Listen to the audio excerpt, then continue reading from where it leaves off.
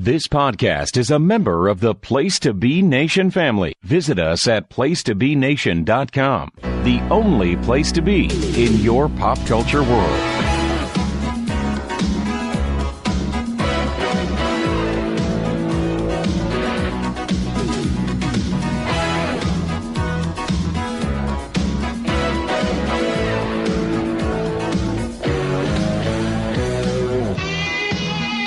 Place to Be Nation, welcome to episode 3 of NWA Crock and Roll.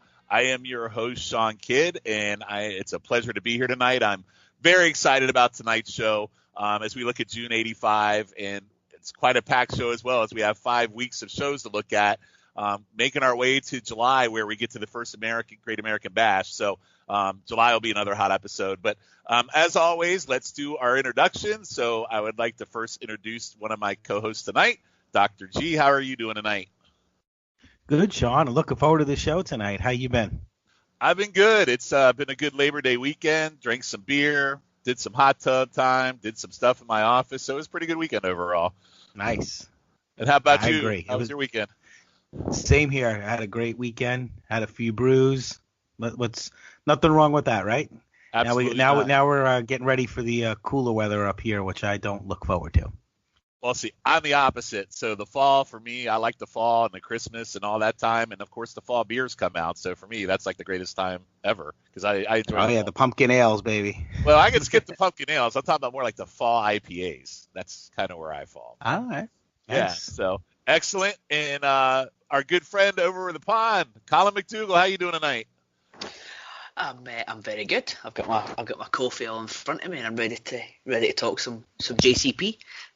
Yeah, we were talking before we started recording that one of these days we'll probably have to record midday so you don't have to get out of bed. And then Dr. G so kindly pointed out we were all off today. We probably could have done it today, but we didn't. So what heels we are, aren't we? Yeah, we're heels. I know. Well, I heard you talking about me turning heel on the Crock and Roll guys on Saturday Special this week. I think I might now have found my reason.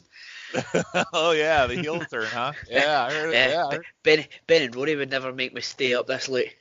Yeah, I hear Criscolo is like foreshadowing your heel turn, which I don't see coming, but who knows? No, it's not. Oh, He doesn't realize he's taking the 6-man belts from the main event.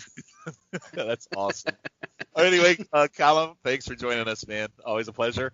And then tonight we have a first-time guest, first-time podcaster. And I know him. I've known him now. Jesus, I can't believe it's been about 10 years now. He is my friend from West Virginia. We met there where all our kids went to school together, and we hung out and watched some wrestling, talked some wrestling. He's been to all WrestleManias that I've been to with me. And, in fact, we were supposed to go to Tampa together this year. So the last time I've actually physically seen him was when we were in New York City for the WrestleMania there and Ring of Honor show there at Madison Square Garden. So Keith Hughes. So, Keith, welcome to the show. How are you doing, man? Doing great. Glad to be here. I'm actually wearing the shirt I was going to wear to Florida for the trip we were going to go on. So, what shirt is that? It's Undisputed. Oh, yeah. Yeah, I had Undisputed there. Yeah, I got some Undisputed sweatpants, and haven't worn. Yeah, I've worn them once. I'm very sad about that WrestleMania trip. So yeah, you and I both. So, but yeah, it's crazy. 10 years. You said that, and I started thinking about it. I was like, I guess it has been that long. That's amazing. Yeah, it's been 10 years, and it's funny because it's been 5 years since I moved out of there. So this month actually, so it's pretty funny. Time flies. But anyway, so Keith, welcome, first time podcaster. So Dr. G and Colin, let's make sure not to take it easy on him and make him as uncomfortable as possible. Okay. Be heels, you mean? Yeah, be heels. Be heels. That's very hard for all of us, I know, but let's I'm sure it's going to be a great show. So, as always, Keith, what I do is when we have new guests, I ask them, what's your memory of the Crockett era? Obviously, we're going into June 85 here. What's your memory of Crockett? Do you have any memory of Crockett? Like, where do you stand on this era of the NWA? I do. I actually have a lot of memories of Crockett, but not this era. This is a little bit before my time. 85. I was about 4 years old. Oh, you are like I remember my friend Logan. My friend Logan points that out every chance he gets on the other pod I do with. So thank you for that. Well, yeah, not trying to make you feel older by any means, but Yeah, I know I'm used to about the error. I know about it. I come along board a little bit later. I remember. I don't remember Dennis Condrey and the Midnight Express. I know about him, didn't see it. Ole, he wasn't really part of the Horsemen at that point. It was, the first Horseman I honestly remember is Lex Luger being part of it. So whatever year that was. So this is a little bit before my time. 87. That's about what I was thinking. Yeah, around 87. I remember either the Fantastics or Fabulous Ones. I can't remember which one that is. All those guys. So that was when I sort of started. So this was a little bit before it. So it was fun to watch. So I'm really looking forward to this. All right, excellent. So it's interesting you brought up the Midnight Express and the whole Dennis Condrey thing. So I have very differing opinions on which Midnight Express I think is the best, but we will have to save that because we actually have the debut of that exact team tonight. So we can talk about that as we get a little later into the show. So one of the big debuts we have tonight. So with that, gentlemen, Keith, welcome to the show, and nice to have you here. And like I said, Keith's first time on the pod, so we'll try not to be too hard on him, but I probably will lie and probably will be because he's my friend. So so with that, gentlemen, are we ready to dive into June of 85? Let's do it. Let's do it. All right, so we're going to start right out of the gate on June 1st, 1985. Our champions at this time, I don't think anything's changed since the last pod. World champions Ric Flair. U.S. champion is Magnum T.A., Dr. G's favorite wrestler. Our TV champion is Tully Blanchard. National champion is Ron Garvin. Our Mid-Atlantic champion is Buzz Tyler, who we have yet to see, but we will see tonight. Our junior champion is Denny Brown, who we have also not seen, but we will see tonight because I just added him in so everybody could finally see who this guy was. And then we have the six-man and the tag team champions, the Koloffs. And last but not least, the national tag team champions, the Andersons. So not much has changed in the way of champions since the last show, but we're really going to start a journey as we get to the Great American Bash in July. So everybody hold in. So on the syndicated notes, we have from Worldwide this week, we had Nikita in a boot camp do a necklace with Ivan holding his towel. So the very early signs of Nikita's training as he's been challenging Ric Flair to a match, which Flair has not accepted yet. We have a Tully promo that shows a video of Baby Doll suckering Dusty and Abdullah attacks his ribs. So we will be talking a lot about that as we go through this show tonight. And then we have a J.J. Dillon and Ric Flair promo, which is interesting to see in 85 because, as everyone knows, J.J. ends up managing Flair. But in this episode of Worldwide, he's in the shows we've been watching, he's actually managing Buddy Landel. And Ric Flair offers Dillon $25,000 in a title shot to go up against Buddy Landel to shut their mouths. So before we jump into it, anything on the syndicated notes we just read, Dr. G, or any memories you might have of this, or it's all new for you in recollection? I think the thing, and I think I spoke about this in the last show, was the whole Buddy Landel thing. And I remember it was, a little confusing because, he was going by Nature Boy like Ric Flair was going by. So I didn't totally, because again, you watch so much wrestling, and if you watch these shows, sometimes they were out of order. You didn't really realize what was going on. And it was funny because I was watching one of the shows the other night, and my wife just happened to walk in the room and catch it. And she used to watch some of the wrestling during the Attitude Era, but she knew who Ric Flair was. And she goes, did he just say his name was Nature Boy Buddy Landel? What did Ric Flair go by a different name? I said, no, that's not Ric Flair. And so she didn't realize what was going on. So I guess that's one of the memories that I have is that the whole thing with Buddy Landel and J.J. Dillon and the whole Nature Boy thing with Ric Flair. That's basically, that brings back a lot of memory because I remember as a kid being, well, what's going on? Why are there two Nature Boys? Is this the whole storyline? Again, we didn't think about wrestling back then like we think about it now, where we dissect every little bit of it. Yeah, Buddy Landel is interesting to me. I'm watching him over these pods, and I want to say I like him, but I don't know, man. He just seems so out of character. It doesn't really seem like a world title contender. He just seems like a mid-card guy, so it's really hard for me to get into him. So I'm hoping over time that I do get into him. It's not that he's terrible, but I think that video we watched last episode of Smooth Operator Buddy Landell, he just doesn't match the gimmick, man. He's just he's just a bad ripoff, and maybe he always made you wonder, obviously he's not alive right now, and I didn't really hear many shoot interviews with him if he was actually comfortable with that role, because at times he didn't seem very comfortable in the role. True, and it's interesting. I mean, and the other thing we'll talk about is his feud with Flair goes on a long time, and they actually have a pretty lengthy feud in between Flair's other feuds, and I don't remember that at all. So, it's just interesting. So I just wanted to get your quick take on Landell. Colin, any thoughts on Buddy Landell? I know we didn't watch these syndicated notes, but any thoughts on Landell based on the little we've seen so far? I think you both hit the nail on the head. I think he's doing he's cosplaying as Ric Flair, but he's doing it very, very poorly. It's weird, obviously for me. I've not seen a lot of this stuff, and this is all new to me as we're going through it. And to see Buddy Landell with JJ Dillon, it's like I don't know if you've ever seen the pictures of the UK Undertaker and the UK Kane. It's a bit like that. JJ Dillon's just standing there with a poor imitation of the guy he's most famous for managing. Yeah, JJ Dillon kind of had really a terrible stable. So how he gets into the Horsemen, I can't wait to see how that works out, because his stable really is kind of poor. But anyway, all right. So those were the syndicated notes. So we're going to jump in right into World Championship Wrestling, 6:05 Saturday night from June 1st, 1985. So as always, we have an opening hook, which is the tag match that has a wild-eyed Nikita getting a pin. So Psycho Eyes Nikita to open the show.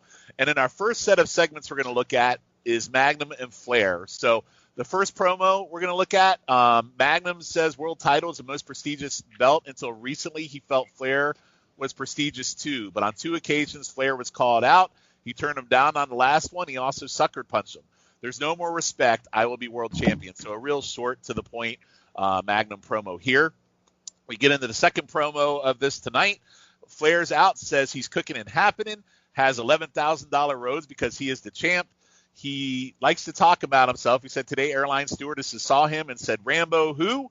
He's the world champion. And then he runs down the list of challengers that are not champions. So what's interesting, what I've noticed about Flair over these promos, he really likes to do the timely references. So, and maybe just Crockett as a whole, because we had the We Are the World with Valiant, and then now Ric Flair's calling out Rambo, which was a hot summer movie. I think Rambo 2 came out in 85. Dr. G, you'd probably be the only one to remember that. I believe it was 85, right? It was. And it's so funny because I wrote down that, I love how Flair always used what was going on in the world and kind of related it to the wrestling world, which was kind of neat. Yeah, it makes me smile because I also remember this time frame, and when he does something that's referencing the time, I get a big smile on my face. I love that he does that, actually. All right, so then his promos are awesome during this whole month. I will tell you that. I'm going to say that right off the bat. His promos are spot on this whole month. They have been for the last 2 shows, so this one won't be any different. He says he handles his opponents like he handles his love life. He leaves a lasting impression. And then Flair introduces a really cool video of 4 of his most memorable moments of his career. So the first video is from Starrcade 1 versus Race, which, I think we all know that's the, big showdown for the first Starrcade. Then we show him in Japan winning the title back from Von Erich. Then we have Starrcade again from 84 with Flair versus Dusty. Then we have the video of T.A. versus Flair, which was the attack on TBS with his alligator shoes. T.A. told the whole world he would show Flair he's number one, but T.A. has no class. But to show no feelings, he brings out shirt, and he wants to show that there's no hard feelings. So he brings out a shirt and a suit coat from his tailors to give to T.A. Flair goes to the ring for his prelim match against George South, which everyone knows George South is the perennial NWA jobber. T.A. comes out during the match and looks at the suit jacket and shirt. Schiavone says, Champ wants you to show some class. T.A. says he's overwhelmed. Never had an occasion to wear clothes like this. Clothes are impressive. T.A. mocks selling his joy of Flair's gift, which, it's kind of good to see some emotion out of Magnum. He's kind of having a good time with this, which I thought was really good. Flair wins his match against South. T.A. goes to the ring to express his appreciation. He enters the ring as Flair smiles, says try it on. TA rips the coat. Flair gets pissed off. Flair attacks, gets nailed with the belly-to-belly. Crockett goes apeshit bonkers, so our first true Crockett, pop of the night. As TA grabs the NWA title, TA tells Tony when Flair comes out, his belt is right here. Next time my hands are on it, it will be mine. Flair rolls out screaming, Magnum. Crockett stares at Flair goofily as he rants, tells Tony get his belt back now. Crockett gives it back to Flair as Flair walks off. So really quick start to this and really a long segment here with the second promo of the night. So Dr. G, real quick, your thoughts. We've been seeing this journey of Magnum and TA now for the last couple shows. So what are your thoughts on this one? This was something with TA. You started seeing some emotion, and he's starting to really feel like he's becoming a little bit more comfortable in this feud, because like I was saying last week, he didn't seem to show that great emotion, but this time he really did. And Flair, I mean, he is just spot on. I really just enjoyed this whole promo. I just love it. And everybody thought, okay, he's coming in with the gift, and at that time, he's gonna like it, or maybe he's gonna start warming up to Flair, and then rips it up and goes to battle. And I don't know. I finally, as I'm going through this, and this is what I was saying last time, was, am I going to maybe start getting it with Magnum T.A.? And in this instance, I have to say he did a pretty good job. Yeah, I a little compliment. Well, that's very nice of you, because I know how you feel about Magnum T.A. here in the last few shows. But I will say this is kind of a coming out party for Magnum in terms of the segment. I think this segment did him a lot of good. You could relate to kind of the blue collar guy and the snob trying to make him wear a suit. So I think Magnum was very relatable here. So I think Magnum came off looking good here for the first time in the history that we've been doing this show. So, Colin, how about yourself? I really liked the two promos. Magnum's first one, short to the point. I thought it was the best one he's given us yet. And personally, it was a nice sort of summary of what happened last month. It was almost as if he knew we were going to do this show 35 years in the future. You could see the clothes getting ripped a mile off. But there's absolutely nothing wrong with predictability if it's executed the way it is in this one. I thought it was superb. And I want to make a special mention. God bless David Crockett, who's trying to call the match whilst Tony's showing Magnum the suit. So Tony's like, oh look, it's got a nice shirt here, got a nice jacket, and David Crockett's in the background going, oh, it's a hammerlock. I was like, fair play to you, David. David Crockett is one of my many, many favorite people in this watch so far. So thank you for that, David Crockett pop. That's awesome. Yeah, a lot of meltdowns. There's so many good ones tonight. Keith, how about you? Man, I loved the whole segment, top to bottom. So about Magnum,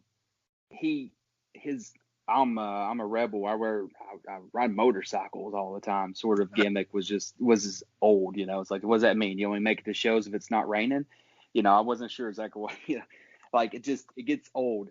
But Flair is brilliant. He's got this gimmick where he is the fanciest dresser, and he's got all the ladies, and he's talking about Rambo, which I actually did see that one in the movies. That's probably one of the first movies I ever saw in the theater.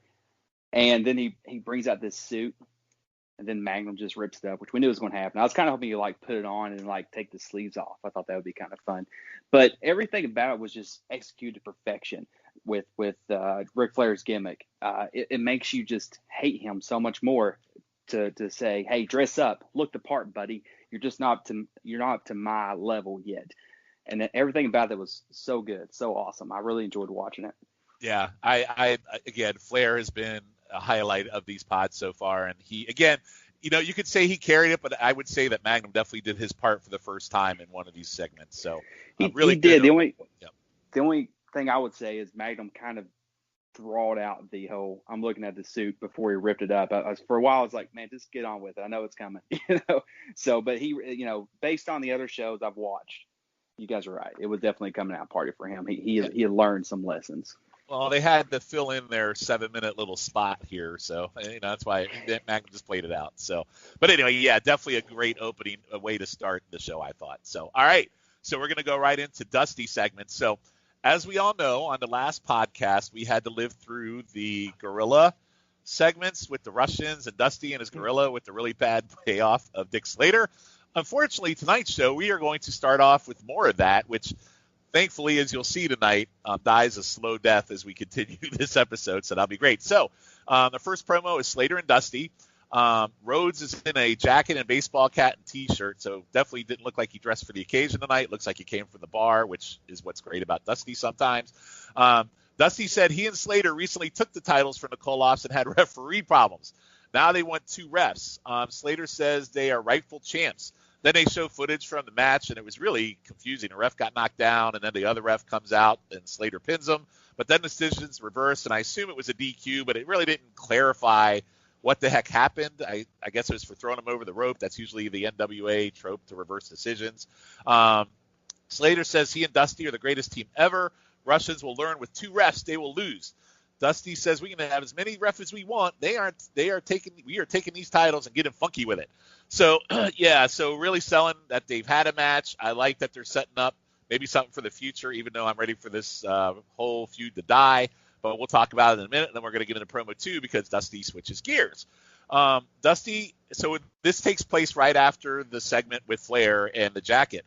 Dusty says, I have never seen Flair that insulted, and it made my heart feel as good. And he goes on some Joe Frazier tangent. T.A. just said, proved the kid be done with Flair. It's a triple awesome display. Then he jumps right back into the 2 refs with Koloffs again. They retain their titles due to a ref just misjudgment, if you will. Then he goes back to T.A., says his heart feels good. Then he rambles on something about taking care of business in some dressing room in Houston, Texas, saying, go, Maggie, go, twice, world title changing hands. So it's crazy, Dusty. All right, Colin, your thoughts. Start with you. I thought they were decent enough promos. Again, like yourself, I was a bit confused as to why Dusty and Dick Slater weren't the champions. I put it down that I thought it might have been the ref that counted the pin wasn't the originally signed ref or the officially signed ref, but them turning it back down to a DQ makes a bit more sense. So that was a bit confusing. They could have done a bit better to explain that one. The second Dusty promo, I noticed that he said that there was a subtle seal of approval for Magnum from Dusty, because he said he'll face Flair again whether he's got the belt or not. So a subtle hint that he might think that Flair can't beat Magnum. So the next time he faces Flair, it'll be after Magnum beats him for the title. So a nod of approval for Magnum T.A. from Dusty in that one. Yeah, he Dusty, these juggling promos he does, like the first one was spot on, going just after the Russians, but then he goes here to Flair, and I guess it was more about Magnum, but then he jumps to the Koloffs, back to Flair, and we get these promos where he bounces around and all the feuds he's doing gets kind of lost in translation for me. But all right, Colin, thank you. Keith, what'd you think? Keith, you there? I enjoyed it. Yeah, I'm here. Sorry. Go ahead. I enjoyed it. Dusty was kind of a mess. I mean, both the way he looked and the way his promo went, he was all over the place. I'm glad I'm not the only one, because I watched that match like 3 times, and I kept thinking, what the hell just happened here? I still don't know. I still have no idea what happened. Is that the first Dusty finish? Maybe, I don't know, but it was definitely a mess. And I got a question. I'm not 100% sure. I know Dusty tag teamed in the beginning of his career. Was it Dick Slater or Dick Murdoch? Dick Murdoch. Texas. I thought it was Murdoch. Yeah, it was Murdoch. Okay, I was kind of hoping it was Slater, and it'd be like a little callback and then working together, because I'm not a big Slater fan. actually feuded in the early 80s, believe it or not, but that did happens. They? Yeah. Yeah, I'm not a big fan of Murdoch personally, but overall, one thing I told you earlier was like having Flair and Dusty on these shows is almost unfair, because they are so far and above on promos compared to everybody else, both on the show and probably any wrestling organization out there. It's really amazing. And there's like a broader picture where the bad guys sort of always with Flair, and the good guys are always kind of with Dusty. And I just thought that was kind of a subtle difference you saw in this, and I just thought it was really cool. So I mean, I really enjoyed it overall. Dusty's always thrown out little pokes at Flair. Flair's always thrown out pokes at Dusty. So there's always like this, even if they're not feuding together, it's always like this distant feud between each other. So it was fun to watch. All right, I agree. Dr. G, thoughts? It's funny. Keith, I agree with you. And you've heard interviews now in recent years with Flair and Dusty. They were very competitive with each other, so they were always throwing jabs at each other. So I did note that you could always get those little subtle jabs at each other. The thing is with Dusty, he probably actually did come from the bar, so you're probably not too far off of that. He did seem to be a little all over the place. And the thing is with Dusty was in so many feuds, and don't forget at this time, and see, I grew up in Florida, so I know he was also championship wrestling in Florida too. So he had a lot of feuds going on there too. So I don't even know how these guys kept it straight half the time, because somebody like him, he was all over the place. And then sometimes he would go into Mid-South for a couple of weeks, or he would always be in different feuds. And I think you're right. Sometimes you have to he was a little ADHD at times and just kept going from one thing to the other. And I did notate that, but even with doing all that, I just enjoy listening to him. I mean, I just love he and Flair. Like Keith says, I don't think it's even fair to everybody else. They're just so far and above better than everyone else that you kind of feel bad for the other guys. But you definitely could tell he was trying to put Magnum over as well. Dusty loved Magnum, and you could tell, and he was really doing his best to try to put him over. Dusty wanted to ride that Magnum wave, baby. That's what he was doing. So, but yeah. All right. So great. All right. So now we're gonna go into probably a not so great promo here. I don't know. I'm curious to see what everybody thinks. I think I've said how I feel about Black Bart, but I do love me some Ronnie Garvin, and this is very early Ronnie Garvin. So on our last show, Bart actually stole the belt, the national heavyweight title from Garvin after a match with Ron Bass. And here we are. So Bart finishes a squash match. Garvin's out. He still hasn't returned my property. Bart gets out of the ring. Garvin says in the old days they used to hang people for stealing horses. Bart says, I stole your belt and you haven't done anything about it. Bart says, let's settle this feud before it gets started next week in a loser leaves town match, which is so random. The feud hasn't even started and we're already doing a loser leaves town match, which is, I don't really get it. Garvin looks pissed. He's going to hang Bart with his rope. He hates this stip, and it's stupid, and then he rattles off a bunch of other stip matches that he knows that makes more sense. Garvin has a lot of fans, and he'll be here for years, and Bart is not the man to get rid of him. Bart doesn't scare him. Garvin said, let me tell you something. I don't back down from anyone, and I accept your challenge. So, short, sweet, to the point, sets up a loser leaves town match for the national title on the first match of the entire feud. So, Keith, what did you think about this one? I don't share your love of Garvin, but it's okay to be wrong. It's all right. It's okay. I have learned to appreciate him a little bit more. I remember in college, you mentioned Buddy Landau earlier on the syndicate. I meant to say something about that, and I started. It wasn't tape trading, but you would always like share files, and I was like, who is this Nature Boy guy? And I had a reaction similar to I think it's Dr. G's wife. And I remember when I found out Ronnie Garvin actually won the world title at one point. I was like, what is that? I got to see that video. It was a great moment in time is what it was. I think he got confused during his promo. Like he honestly seemed shooken. Like he started responding. He's not a promo guy. We know that. Yeah. He went sideways and he came back to it, and it's like he just like didn't know what he was talking about. And Black Bart, I despise him in a go away kind of heat sort of way. He just annoys me. I told you earlier, I was like, Black Bart is to Dutch Mandel as a Renegade is the Warrior. Like, it just seems like he was a second-rate guy, and they just couldn't get the guy down in Puerto Rico they really wanted. To me, that's just my opinion. But he's like, dadgummit. He's like it's like he took Dusty's Warner Brothers hat. He was talking like a cartoon character out there. And I can't wait for that for him to just go away. That was just my opinion on him. I like your analogy of cartoon character because that's really how I see him. I think like Yosemite Sam kind of, and that's a really good point. And I also share your hatred of Black Bart, although you are wrong about Ron Garvin, and it's okay. But 1 out of 2 is not bad, so I'll give you a little bit of leeway there. Dr. G, your thoughts? Well, Garvin, like we were saying, I've grown to appreciate him more, at least in the ring. We know that his promo skills aren't great, and that's just, who he is, and there's nothing to it. But the way he goes in the ring. Black Bart, another guy I remember down from Championship Wrestling from Florida. He was the Brass Knuckles champion down in Florida. These belts that they used to come up with. I got to watch one of those one day. Yeah, he was the Brass Knuckles champion.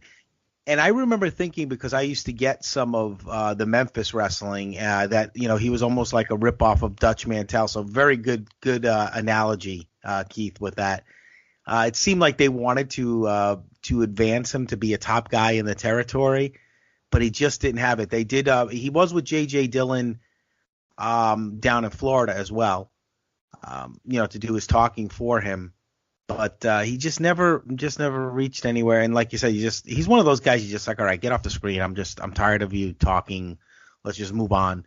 And that's just how I feel about Black Bart. I mean, he was down in world class as well, and just everywhere he went, they wanted to either make him an upper mid card guy or even challenge for their territory's champion, top champion, and he just didn't have it. I don't know. There's something missing there. It's just almost like a cheap ripoff of Dutch Mantel, maybe a little bit of the old school Dusty Rhodes from back in the 70s. Just didn't do it for me. He's missing Bugs Bunny as his foil. That's what he's missing. So yeah, I am with you on Black Bart for sure. All right, Colin, you a big Black Bart fan? I'm indifferent at this point in time. Wow. Okay. I've not seen enough of him to say yes or no. But the one resounding memory I've got of Black Bart is that they always use him when they talk about how low World Class got. They were talking about the time World Class got so low that Black Bart was the World Heavyweight Champion. Oh my God! I fully forgot he was the World Champion. That's crazy. That's what they always talk about. That they had no one left. They had no one left, and Black Bart had to be the one that won the world title. So that's all I know. So, but this one, it is what it is. Like Garvin isn't.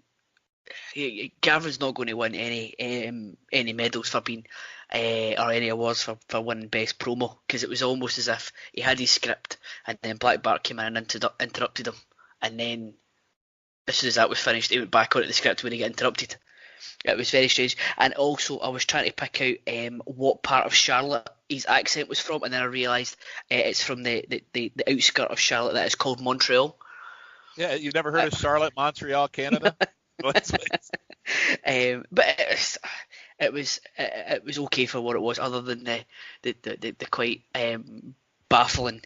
I've stole your belt. Okay, well look, I've stole your belt, and I'm now going to challenge you to a lose at least time. So it's a completely lose situation for me.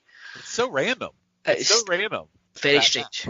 Yeah, that stip is so strange. So, and we don't see. I mean, well, we'll talk about it anyway as we get to it. I don't want to spoil anything. So, all right. So, also this weekend on Mid Atlantic Television there was a match, and I picked this match one because there wasn't really a main event match this week, and the other thing I picked this match for is because it had the Mid Atlantic champion Buzz Tyler in it, who we had not seen yet. So it's Buzz Tyler and Sam Houston versus Ron Bass and Buddy Landel. So from a match standpoint, I also love the fact that we finally get us some Johnny Weaver and Bill Cottle, who I love, the voices of Mid Atlantic. So it's nice to hear their voices. So I wanted to get them on the pod. So we have Tyler Houston open up strong on Landel. They have a nice double team reversal hip toss. Buddy gets knee to Houston. Then let Landel, they take turns beating down Sam. Sam sells crawling for Tagwell. Crowd is going nuts. Like these crowds in the Mid Atlantic on these shows are just insane, and they're insane for this guy Sam Houston, who looks like he needs to eat a steak, and I really don't get Sam Houston yet either. It's so Bass and Buddy quick tags. They trade up on kicks, double elbows. neck breakers, turnbuckle throws, more back breakers. Houston flips over, atomic drop on Landell, gets a cross body, breaks down as Buzz and Bass fight outside. Sam goes for a Thez press, but gets hot-shotted by Buddy, and then he taps out on a figure 4. So this was our first look at the Mid-Atlantic champion, Buzz Tyler, and he didn't do a damn thing. So I think we're starting to see gradually the rise of Houston. He's been solid in the matches, but he's still jobbing out. But, yeah, I mean, what a waste for your Mid-Atlantic champion on your Mid-Atlantic TV show. So I'll just go around the horn real quick. Doc, I gave this match 2.25 stars. It was quick. It was inoffensive. And I thought Sam Houston was pretty good, and I thought Buddy and Bass did a pretty good job on the tag work. So, Dr. G, what did you think on the match? I agree. I would say I gave it 2 stars, the match, but, not too far off from where you were at. Sam Houston, again, is another one, like you said, don't totally get it. But there was, he was the young star that they were trying to, up and coming young star. I don't think they were expecting him to be a world champion. I think they wanted, to elevate him to a upper mid card guy. But I thought it was weird when Buzz Tyler. It's like, okay, I always heard the name. I don't remember him that well. From back at that time. Like saw tonight, there's a reason for that. I mean, and it's just, you kind of threw together Ron Bass and Buddy Landell together, part of J.J. Dillon's stable. And, the match was okay. Sam Houston probably, believe it or not, was the best in the match. If you wanted to judge any of the wrestlers in terms of, pure wrestling. But Houston's not bad. I mean, he's a solid mid-card guy. I mean, I think his wrestling's fine. So I think it's just because, we were starting to get in the 80s, especially watching WWF too at the time, into these guys that, had, the big muscle bodies, the bigger type of guys that, when you looked at him, it was kind of like when we had Kendall Windham down in Florida. It's like, wow, you need to eat a few steaks, never mind a steak. Again, he actually wrestled pretty well, but he didn't have the look that, and he also was not great on the stick either. But yeah, I would say 2 stars. Nothing offensive, but nothing great either. Okay, Colin, your thoughts on the match? Yeah, I totally agree with you both. It was I've got it as 2 stars as well. It was perfectly acceptable. It was completely inoffensive. I have got a note that Sam Houston looks like a boy in amongst men, but he was taking a good beating. So fair play to him for that. The crowd was just waiting for the tag to Buzz Tyler, and it never ever came, which was quite strange. Because they were going as soon as Tyler came in and went after Ron Bass, then that was they started to heat up.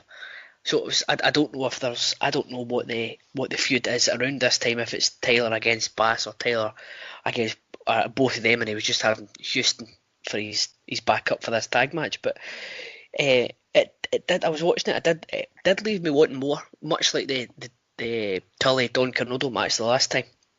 Yeah. It did leave me wanting to see what would happen if Buzz Tyler did get a chance to get Bass or Buddy in the ring, because I thought that seems to be the feud around there. So I think it's been Buzz and Bass. It's been Buzz and Bass, I think. Right. So the crowd were definitely wanting to see what would happen if the two of them got at it. So yeah, it was good enough set up to whenever they meet each other down the road. Okay. Keith, thoughts on the match? Yeah, you said this, but the crowd was going crazy, and that's one of the first things I noticed too. I was like, man, these guys are going wild for Sam Houston. Like he's getting these mid-Atlantic crowds give the wrestlers like Hogan pops. Like Sam Houston got a Hulk Hogan pop. What are we doing? It's crazy. I know. I was watching the show. I was like, man, was he that over? But I think it's just what they do for everybody. So it was definitely a different time. Speaking of Sam Houston, he was okay. He had some nice gear going in. And correct me if I'm wrong, isn't he Jake Snake's brother? Is that right? He is Jake the Snake's brother. He is also the ex-husband of Baby Doll. Oh, well, I didn't know that. And Grizzly's son, and I was Grizzly's watching son, and the brother of one Rockin' Robin. Right, yeah, that's right. Like the family dynamic going there. Yes. Yeah. Well, I was just looking at him. I'm like, he honestly looks a lot like Jake. If Jake was like, lanky and thin. Well, Jake is lanky and thin. He just, eventually got a beer gut on him. But maybe if Jake was a straight A student, because Jake would be the black sheep of the two. But yeah, I saw some resemblance there. But beyond that, there are a lot of buzzes. There's Buzz Sawyer, Buzz Taylor. I didn't get a whole lot from this champion of sorts, but I was thinking maybe they would have been better killer bees. They got the name, a couple bees, got the buzzes. Right. We have plenty of buzz coming up, so don't worry about that. Yeah. Oh yeah, lots of buzzes on here. Is Buzz really a name? Do you know anybody named Buzz? I don't. No. June is a great buzz month, though. So it sure is. Yeah. So, but overall, the match is okay. The crowd gave to it a whole lot more than the people in the ring did. I gave it a two-star ranking as well. Okay, excellent. So yeah, solid match. I probably went a little higher, but a lot of it was because of Houston, and I really enjoyed the tag work between Bass and Landell. So, all right. So now we're going to go into another segment, which is I personally love this whole thing that's about to go down, and I know there's a lot of opinions on one Buzz Sawyer because I had to hear it from Keith, and I've had to hear it from a couple other people over the last few pods. Dr. G, not a Buzz fan, but here's the thing: so I think we can officially kill the B&B Incorporated. I think that feud is officially dead with the Andersons. So now it's time for the Andersons to do something different. So this will be with Buzz Sawyer and Arn. So promo, Arn rattles off a bunch of tough guys, mentions Buzz Sawyer, but says all of them are like people here. And Hank's hot dog stand, it's all speculation, which I didn't get the Hank hot dog stand. But Andersons are the measuring stick for toughness. Ole tells Buzz to talk to B&B as he saw him tag with Garvin earlier. Says Buzz wouldn't make a pimple on a hog's ass. He's going to get himself hurt by us. I love the pimple on the hog's ass. I thought that was pretty funny. All right, the next promo. The Andersons are jawing with Buzz at ringside as Buzz is out during their match, clearly pissed off about the pimple comment, which I probably would have been too. Andersons start their squash match. Buzz says Ole taught him a lot, but don't come out here and knock me, mumble something about Dusty and Slater. The Andersons are killing their opponents. And as Ole yells at Buzz to come on, Ole throws his opponent at Buzz, and Buzz tells one of the opponents to go away, and he actually gets up on the apron in his place. So Crocket, here's the second. Crocket goes nuts for this with Buzz taking his place, screaming Tony's name about 3 times. Tony, Tony, Tony. Ole kicks Buzz in the gut on apron, and Buzz comes in and starts beating them down. Andersons get advantage, but Arn gets caught into a power slam from Buzz on top rope body press. Ref goes to count, but Ole drops a knee on Buzz, and I always loved Ole's knees. I thought they always looked really good. They do the beatdown. The crowd chants for Garvin. Dick Slater runs in to clean house. So looks like we have the start of a Anderson-Sawyer's feud, possibly with Slater involved. Dr. G, what'd you think about this segment? And this will close this episode out. You know what? I just love the Andersons. Like I said, much. I probably did not appreciate them as much at that time. Me neither. But now I really just enjoy the heat that they bring. And, was I a big Sawyer's fan? No. But it kind of, just because of the way Arn and Ole work together, they make you hate them so much that you feel bad for the Sawyers. Even though to me Buzz worked like a heel, and he seems like a heel to me. Yeah. They really tried hard to make him the sympathetic figure, and obviously by having his brother involved, that helps make him a little bit more of like a real person rather than this crazy wild man that he's always is when he comes to the ring. So I love it. I love anything with the Andersons. I'm enjoying it since we've been doing this watch. The Andersons love even make you like Buzz a little bit at this point so far in this feud to start. Kind of. It's kind of sad, but I'm trying to watch this with an open mind to realize, because wrestling is so different today compared to back then. But it's just these simple feuds. They're just simple storylines that do get you invested. And even though I watched this originally the first time around. Some of it I don't remember appreciate anymore. how simplistic and great it was, right? Exactly. I think we are overthinking things today. I think all the companies are overthinking things today. I think sometimes the simple feud, listen, things like this, sibling rivalry, family rivalry, that could go on in any at any time. It doesn't matter what year it is. That happens today. So I think anything with the Andersons and the heat that they bring is just phenomenal. And Arn is just so good. And Arn's not in the business that long, but he is really, really good. Ridiculous. It's like he was born to do it. Exactly. It really is. I mean, he's awesome.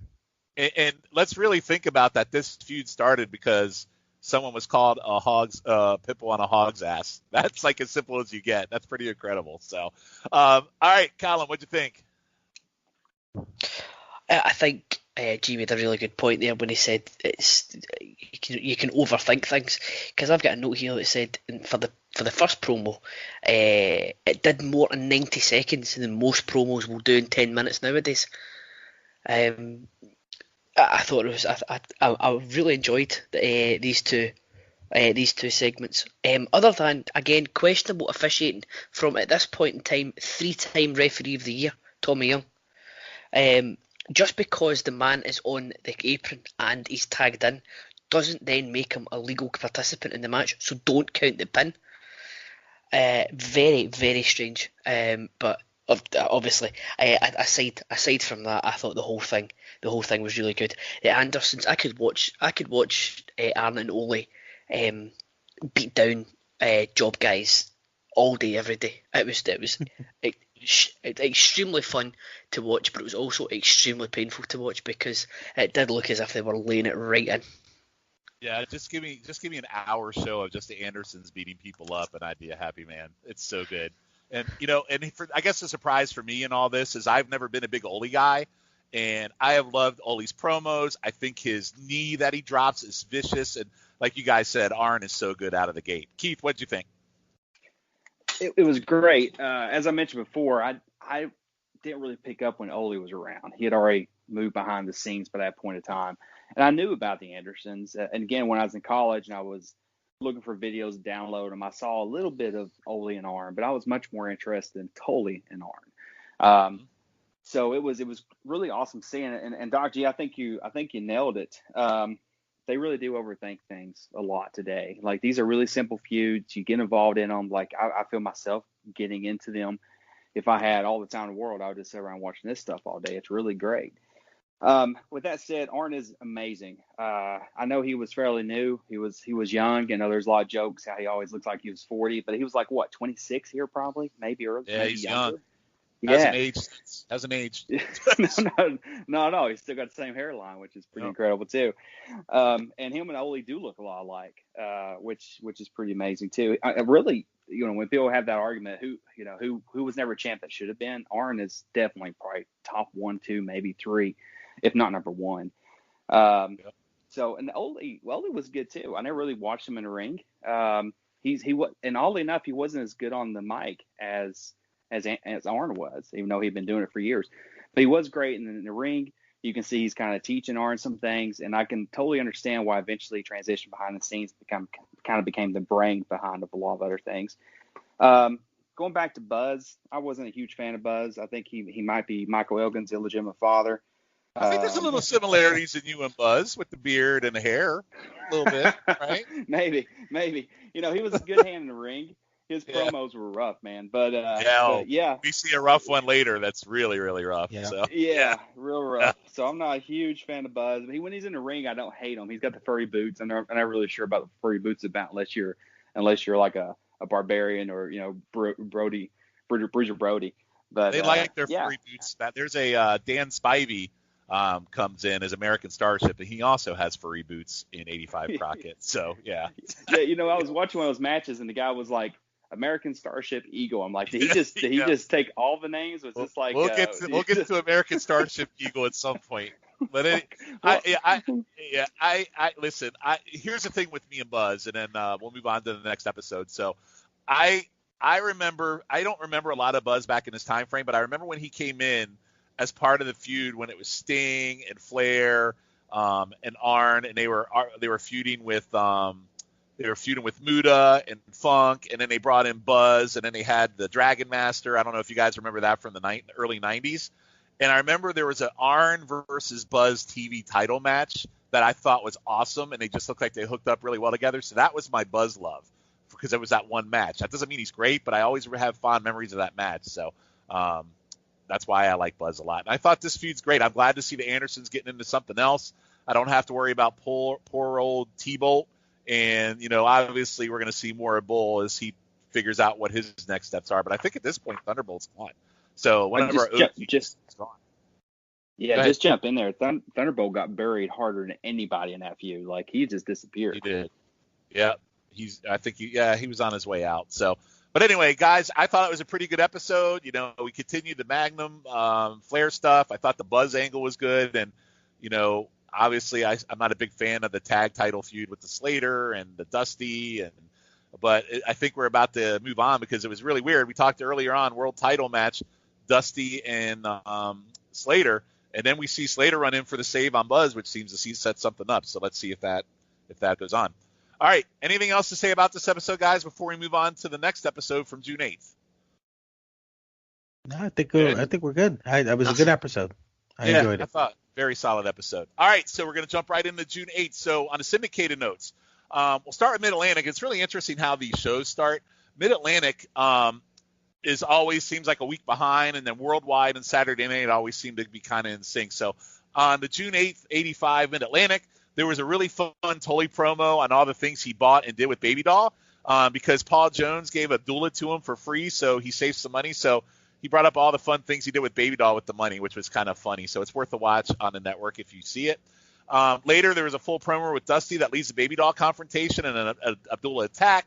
It also announced that Dusty was fined $1,500 for a locker room attack he did on Tully. So, now we got Abdullah into the mix, and we're getting fines and really good stuff. And then there was a promo for Magnum talking about defending the U.S. title, and I thought that was interesting to note because we haven't seen Magnum really defend his title or really talk about the U.S. title in this chase for the world title.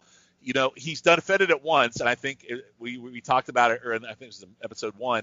He had a really bad match against one of the Irwin brothers that made him look really poor, and I think that's really out of the gate where we said we don't see this with Magnum. But anyway, so that was Mid-Atlantic. On Worldwide, big one on Worldwide, the Bash announcement for the 50th anniversary for July 6th with Jim Crockett came out with Sandy Scott, and matches will be announced each week. The first match announced was the Russians versus the Road Warriors for July 6th, so the Road Warriors will be coming in soon, so that's awesome. JJ accepts the Flair challenge. So we talked earlier about the $25,000 challenge. He accepts it.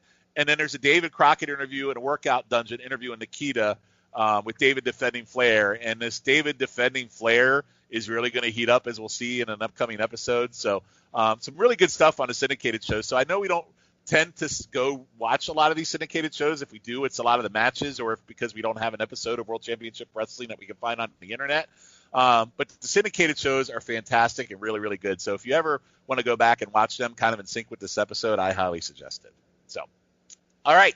So we're going to jump right into our 6/8/85 World Championship Wrestling.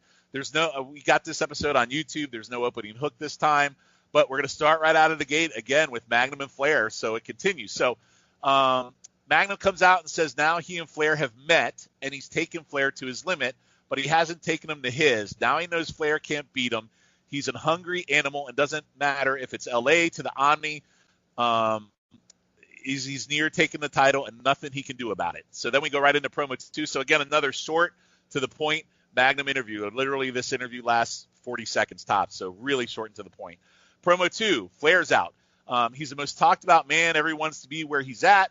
He runs down his competition. He does Dusty, a funny bull mention where he mentions being tougher than Rambo again, and he's the baddest of all, and all the girls yell, Rambo who? He mentions T.A. earlier promo where he claims took him to his limit. He says only time taking the limit was Bo Derek and Linda Carter back-to-back to even flinch, and the crowd goes wild. So really timely reference there with Bo Derek from 10 and Linda Carter Wonder Woman. So I thought that was pretty funny. They didn't even flinch with them. It was great. He's going on tour and taking care of business. He loves being the champ. Then he calls out Landell. So he's called out Dusty. He's called out Bull. He's talking to Magnum. Now he's called out Landell. All the girls knock at Buddy's door, but when they do, nobody's home. And then we go right into promo number 3. Flair comes back, says sometimes fans don't put their sport in the right perspective.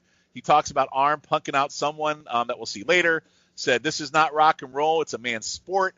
If you don't like it, don't watch. Says Slater comes out here cracking about Flair being the greatest. And again, here we go. Another challenge is Slater. Like Flair, like the way he moves from like competition to competition is so much smoother than when Dusty does it. Then Landell and JJ watch him from the ring as Flair says Koloff. Keeps calling out his name. So now we've added Koloff to the mix. I mean, just the names that he's calling out in these feuds he's setting up is crazy. Says he's going to make Nikita his personal gardener. House is bigger than the Kremlin. Doesn't care that TA is a heartthrob. He has wooed all the women and lists the men he's beaten. Looks at Buddy, calls him a punk. Flair will take them all on. Jesus, a lot to unpack here. 3 really, really great promos. Colin, we'll start with you. What are your thoughts on this stuff with Flair and Magnum at the start? I thought they were great. If you're going to have short segments, I think the longest was maybe 2 minutes at most. Got to leave it with sound bites that you can remember. Magnum's first one, I've taken him to his limit, but he hasn't taken me to mine. I thought it was superb. I 2 for 2 on solid Magnum showings, in my opinion. The first Flair one, I wasn't quite sure what he was trying to say, other than boasting about, for lack of a better term, all the shagging he's been doing. He's boasting about banging Wonder Woman and Bo Derek. That's what he was doing. He's going Broadway, but not in the ring anyway. And he doesn't even flinch. No, he doesn't. I think he was. To be fair, he can. If he can do that, fair play to him. And again, some excellent lines. Koloff, my house is bigger than the Kremlin, so you'll feel right at home. Another fantastic soundbite. My God, it's crazy. So good. But what I did notice was, it's obviously the second one, Landell was in the ring with JJ. You can see JJ over, and he was almost, I don't know if it was foreshadowing or just happened to look like this, but you could see the wheels turning in his head going, I might be next to the wrong Nature Boy. I might need to upgrade. Yeah. He's sitting there going, God, get me away from this tool. That's what he was thinking the whole time he was staring at there. That's a great point. Great point. All right. Thanks, Colin. Keith, what'd you think? Man, Flair always looked good, first of all. Like, I don't think I appreciated it as much when I was growing up as I do now, but he, walks out. He's wearing, a white suit, the jacket and everything. I'm like, man, he's spot on every time he walks out there.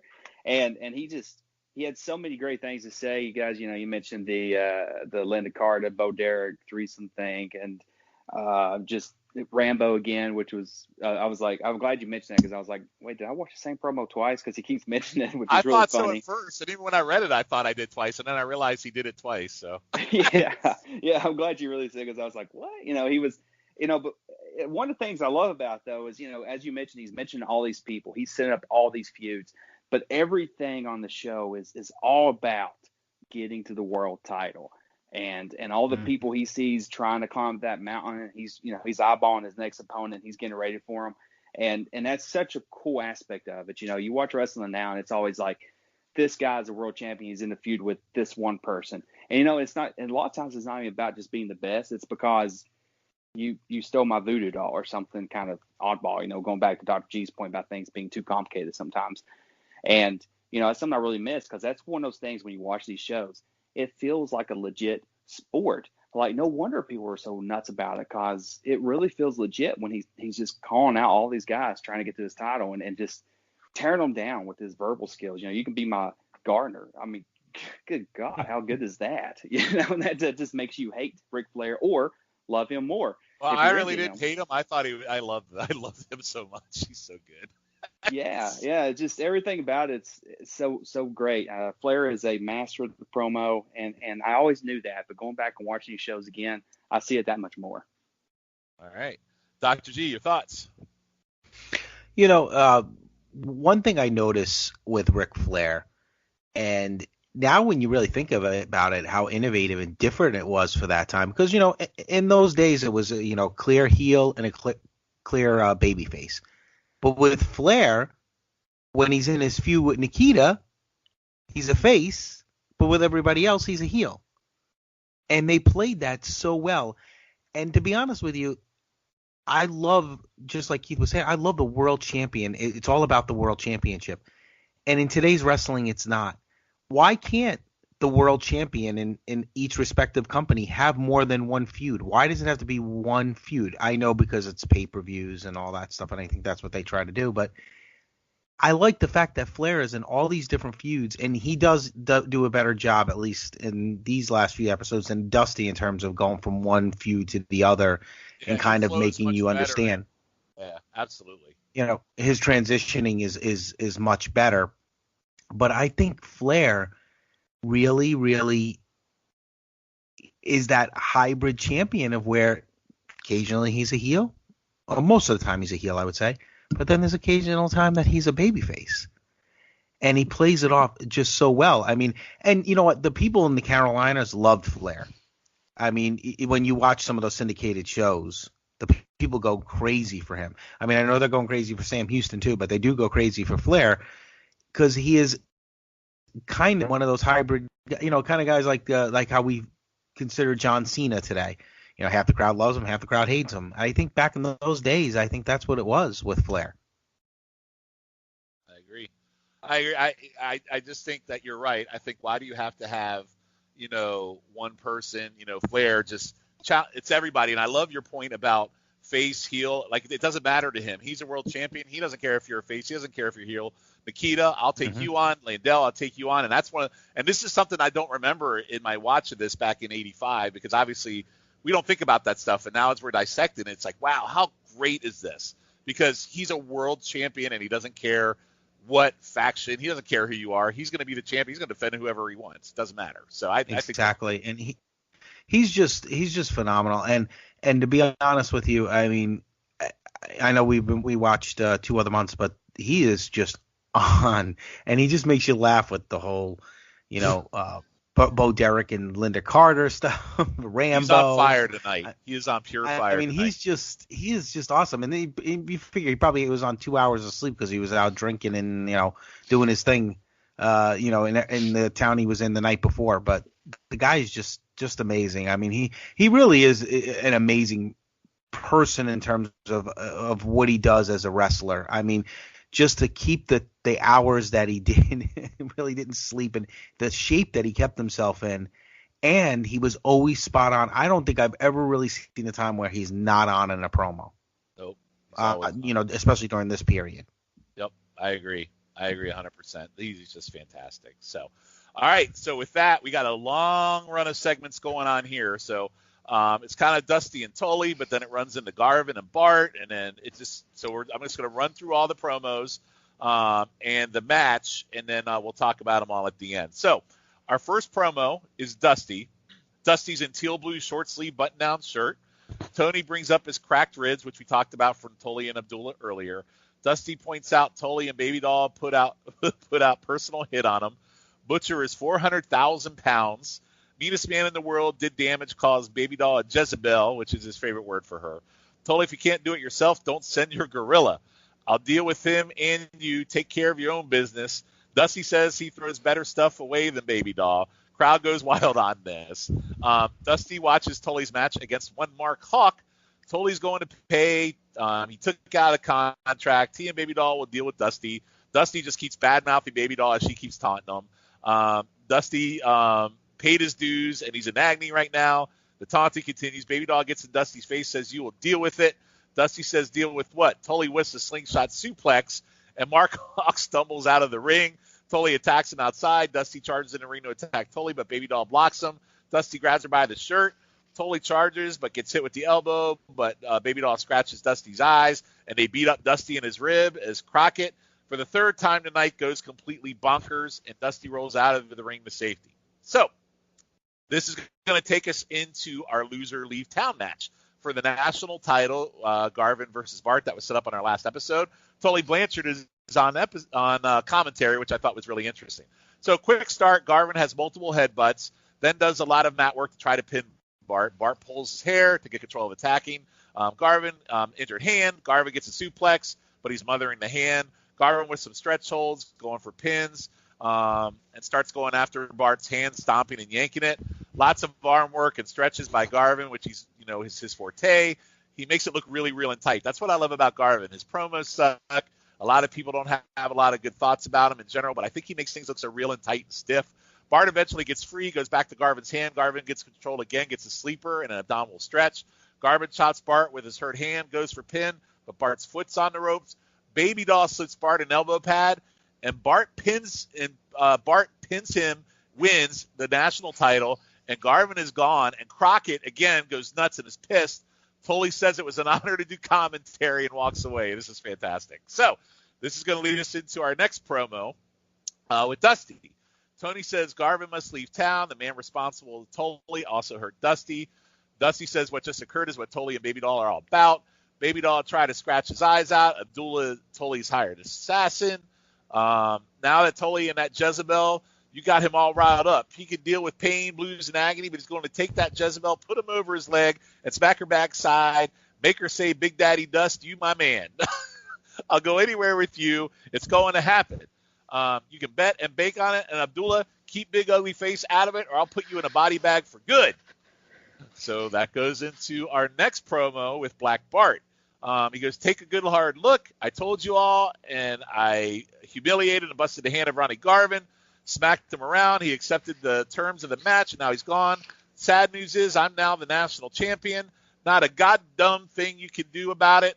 All wrestlers, all promoters, get in line. I'm the top dog. Come to me, see what you got. So Yosemite Sam is now our new national heavyweight champion. What a tragedy this is. Next promo. And it's Tully with Baby Doll and Abdullah this time. Tully's very smug as Abdullah is back to the camera. Tully says all people at home can't see us as Abdullah is blocking them. Calls out Dust for wanting to spank Baby Doll and calling her a Jezebel. Calls Baby Doll a debutante. And I'm sure, Keith, you agree with that comment. Abdullah's the baddest man in the world. He will do my bidding so I don't soil my hands on you. Baby Doll can zap you like that. Dust, if you go down like that to a woman, what's that mean when you face me and Abdullah? Abdullah, I do the talking in the squared circle. Abdullah and I do the talking in the squared circle. Baby Doll is the only true 10 in the world. Tully then speaks in foreign tongue to Abdullah as they leave, which made me laugh. Like he literally talks a foreign language to Abdullah as they walk off the set. So, guys, a lot to take in this segment, and I just float them all together because it all goes together. So talk about these segments and give your thoughts on the match. The match, I gave it 2.25 stars. I thought Garvin looked pretty good in his stiffness. And it was, again, it was really there's nothing wrong with the match. It was just kind of there. So, Keith, your thoughts on everything that I just talked about. There's a lot to unpack there. There's a lot to unpack there. You're right. I want to try to go down the line there best I can. Yeah, as far as Baby Doll goes, Dusty cracks me up. He says a lot of things. I think I don't want to rag on her too hard, but I always wonder, was like Perfect 10, was it like tongue in cheek? Because I don't see a 10 so in that situation there. You will never know. I never know. Yeah, it's interesting to say the least. But this is actually one of Dusty's better promos. Blanchard and Abdullah was a strange pairing in my head. It didn't. I'm glad eventually they changed that because it really didn't. They didn't seem to click to me. The other thing too is I come along a little bit later. So this was make sure I'm right on the right spot here. This was a Tully match too, right? Yeah, it was the Tully match was earlier on when Dusty was out for commentary. Yeah. Okay. I was making sure I wasn't. Yeah. I remember Tully being a little bit more pudgy, but he looked a whole lot better here. And one of the things I really like about it is it's in the studio, so you can hear the crowd interact and shouting and saying sometimes really funny things at the wrestlers, and that's actually something I sort of appreciate a little bit about the recent relaunch and slow failure of the recent NWA is, in that studio audience, it's not quite as good as the big giant live audiences, but you can hear the crowd and it's really funny hearing them interact. So it was a lot of stuff to unpack there. You're right, but it was really interesting. Oh, something else, Ronnie Garvin, talking about appreciating him a little bit more. Like his offense was really interesting in the ring. You kind of mentioned that he did some really cool headbutts, a lot of really cool stretches. And I remember just watching the match and thinking, man, that's some innovative offense there. When I think of Ronnie Garvin, I think of the Garvin Stomp, and that's something that Randy Orton has put in his repertoire here in the last several years. But there's a lot more there. And as I was just watching this thinking, man, you could probably get a whole lot more from him if you just watch his matches. So what did you rate this? What did you rate the match, Keith? Actually a little higher. That was like a 3. Wow. Yeah. I really enjoyed the match. Wow. Excellent. Good call there on the Ron Garvin. Excellent. There's a lot better Ron Garvin, but I'm glad you got a little taste of him. That's good. All right. Dr. G, your thoughts on this whole enchilada? Well, it's a lot to unfold. I thought Dusty was better on the promos. In regards to the match, again, Ronnie Garvin made that match. I'll give that match 2.5 stars. I did enjoy the match. Nothing offensive. The old school, somebody get involved, they throw in the foreign object, and but again, simple. There's nothing wrong with that. That's what happens when you cheat, and that's what they did. It's just whoever was the outcome of the match, who the champion was the disappointing part of it. But the stuff with Tully and Butcher, I agree. I first of all, Butcher's around longer than normal. He usually was an attraction that came to different territories, so he's been around for a little while now. And it was kind of weird, a very weird pairing with Tully and the Butcher. But I did have to chuckle when he was speaking another language, whatever that language was. I have no idea. But it was so out of nowhere. I was pleasantly surprised. It was just good storytelling, I thought. It was. But I have to say, we may not like who the new national champion is, but the way they did it was good. I mean, did we really need a loser leaves town stipulation? But again, that was a whole NWA thing. They loved all those kind of stipulations, or that was a Dusty thing. We saw that stuff down. Again, I know I go back a lot to Florida, but at the time I was watching it, and a lot of these stories do intertwine in one way or another. And they always did those loser leave town matches, and that's why the Midnight Rider was born. And they did that storyline a couple of times, with loser leaves town matches.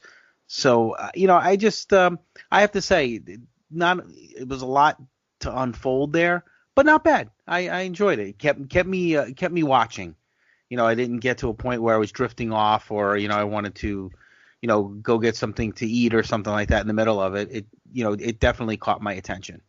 Yeah, I thought it was nice in-show storytelling. I think from the first promo to the match to the end promos, I thought it was a nice, if I was watching this on a Saturday night in '85, I was thoroughly entertained by just this whole segment of what we just watched. That's they did such a good job. The interviews is what you really look forward to more than the matches. I mean, even back in that day. Because the disappointing part was not living in that area. You wanted to go see those matches. You wanted to go to the Omni or wherever else they were going to have those matches. Somewhere in North Carolina.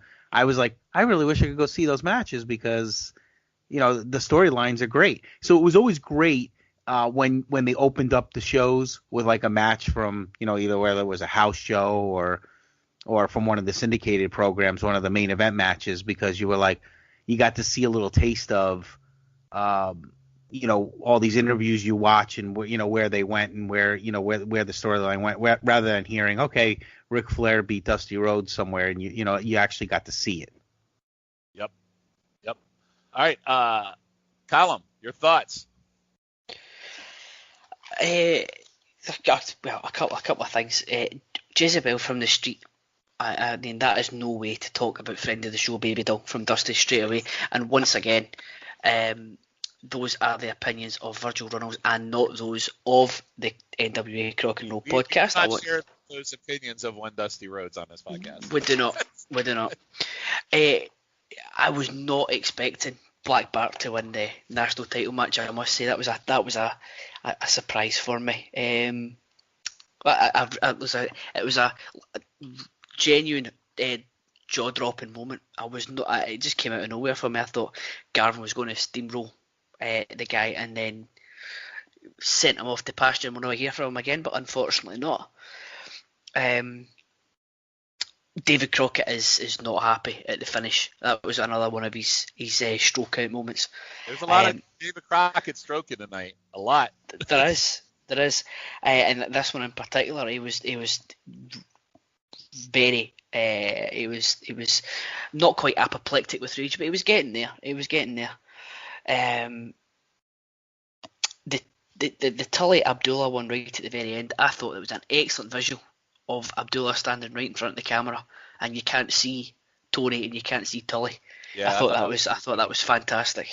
Yeah, I thought that was neat. Even Black Bart's shouty promo, he was saying a lot of words, but wasn't saying really much at all. But I appreciated the effort he was putting into it. So it was solid all round, from all involved. But yeah, Dusty was completely out of line with what he said about Baby Doll. The sexual tension is ridiculous between the two of them. Yeah, Baby Doll or Dusty has not been very PC with his Baby Doll takes on his interviews. So what was okay in the 80s certainly wouldn't fly today. I mean, is it entertaining? Absolutely. But yeah, he's definitely not PC at all. But my take is, I thought it was a nice bunch of segments. I thought it was cool to see Tully kind of sneaking in his way with Garvin. So, maybe one day we'll get Garvin and Tully. So I thought that was kind of cool.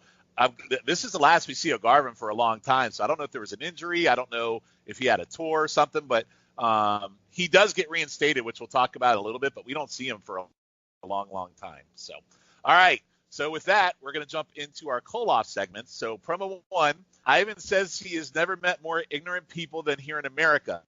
They yell USA to provoke. Like it or not, bottom line, we are the tag champs, greatest team in the world. People call Khrushchev a traitor. He's not a traitor to Russia. He has Russian blood. We all have Russian blood. Treat us with respect. He names every face on the roster who want their belts. Nikita jumps in, trying his best Russian gargle, says he's the Russian nightmare. He lists all the faces too, but also calls out the Road Warriors, which I know we talked about on the syndicated show. They announced that the Koloffs would be facing the Road Warriors, and it's the first time we've actually heard them mentioned on our watch. So thought that was kind of neat. We go into our next promo. Ivan's back out. Says Black Bart turned hands of stone to grains of sand, which I thought was a great line. People are angry and jealous of the tag champs. Again, names all the faces. Says Flair better watch himself before Nikita gets a hold of him. We defend anywhere, anytime, just step up. Nikita calls the crowd American losers, calls out Dusty and the Warriors. They all go down, and that ends the segment. So, for me, they're talking about their tag titles. They're talking about the Road Warriors, and a little bit of a sneak peek of Nikita and Flair really just starting to heat up. So, I thought both promos said the same thing, but again, notable for the Road Warriors and, again, the Flair shade. So, and Nikita is so hard to understand. Like, it's hard for me to decipher his Charlotte Russian accent, so it's really a struggle for me. So, Dr. G, what'd you think about the Koloffs? It's funny. But some of the notes I have is that, at the time, we really thought they were Russian, but now it's crazy. But the accents are just horrendous. But you're right. Sometimes Nikita, you can understand him, and then sometimes it was like, what the heck is he saying? I have to go back and listen to this again to see what he's going to say. It was interesting that they mentioned the Road Warriors, and the Road Warriors at the time were the AWA World Tag Team Champions. So they were. So that was kind of weird. And again. And I remember that because I used to read all the magazines and be into it. And I'm like, wait a second, why are the AWA Tag Team Champions being spoken about in the NWA? Didn't understand all that stuff back then like we do now, as we've learned over the years.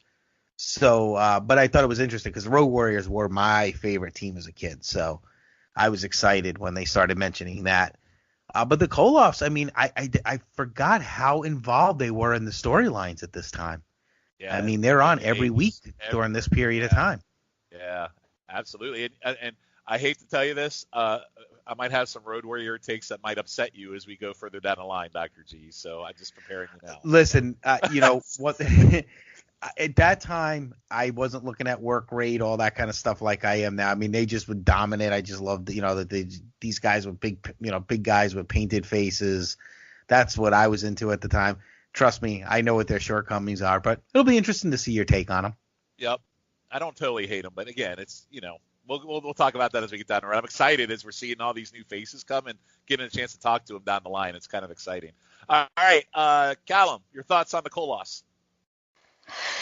It was at this point I'm thinking that the Koloffs have been a highlight of these shows for me. I didn't think I would like them as much as I have done, given that Ivan Koloff was the WWF champion in 1971. I thought he was well past his best, but he's holding these, as you say, they're all over TV, and I've been enjoying them.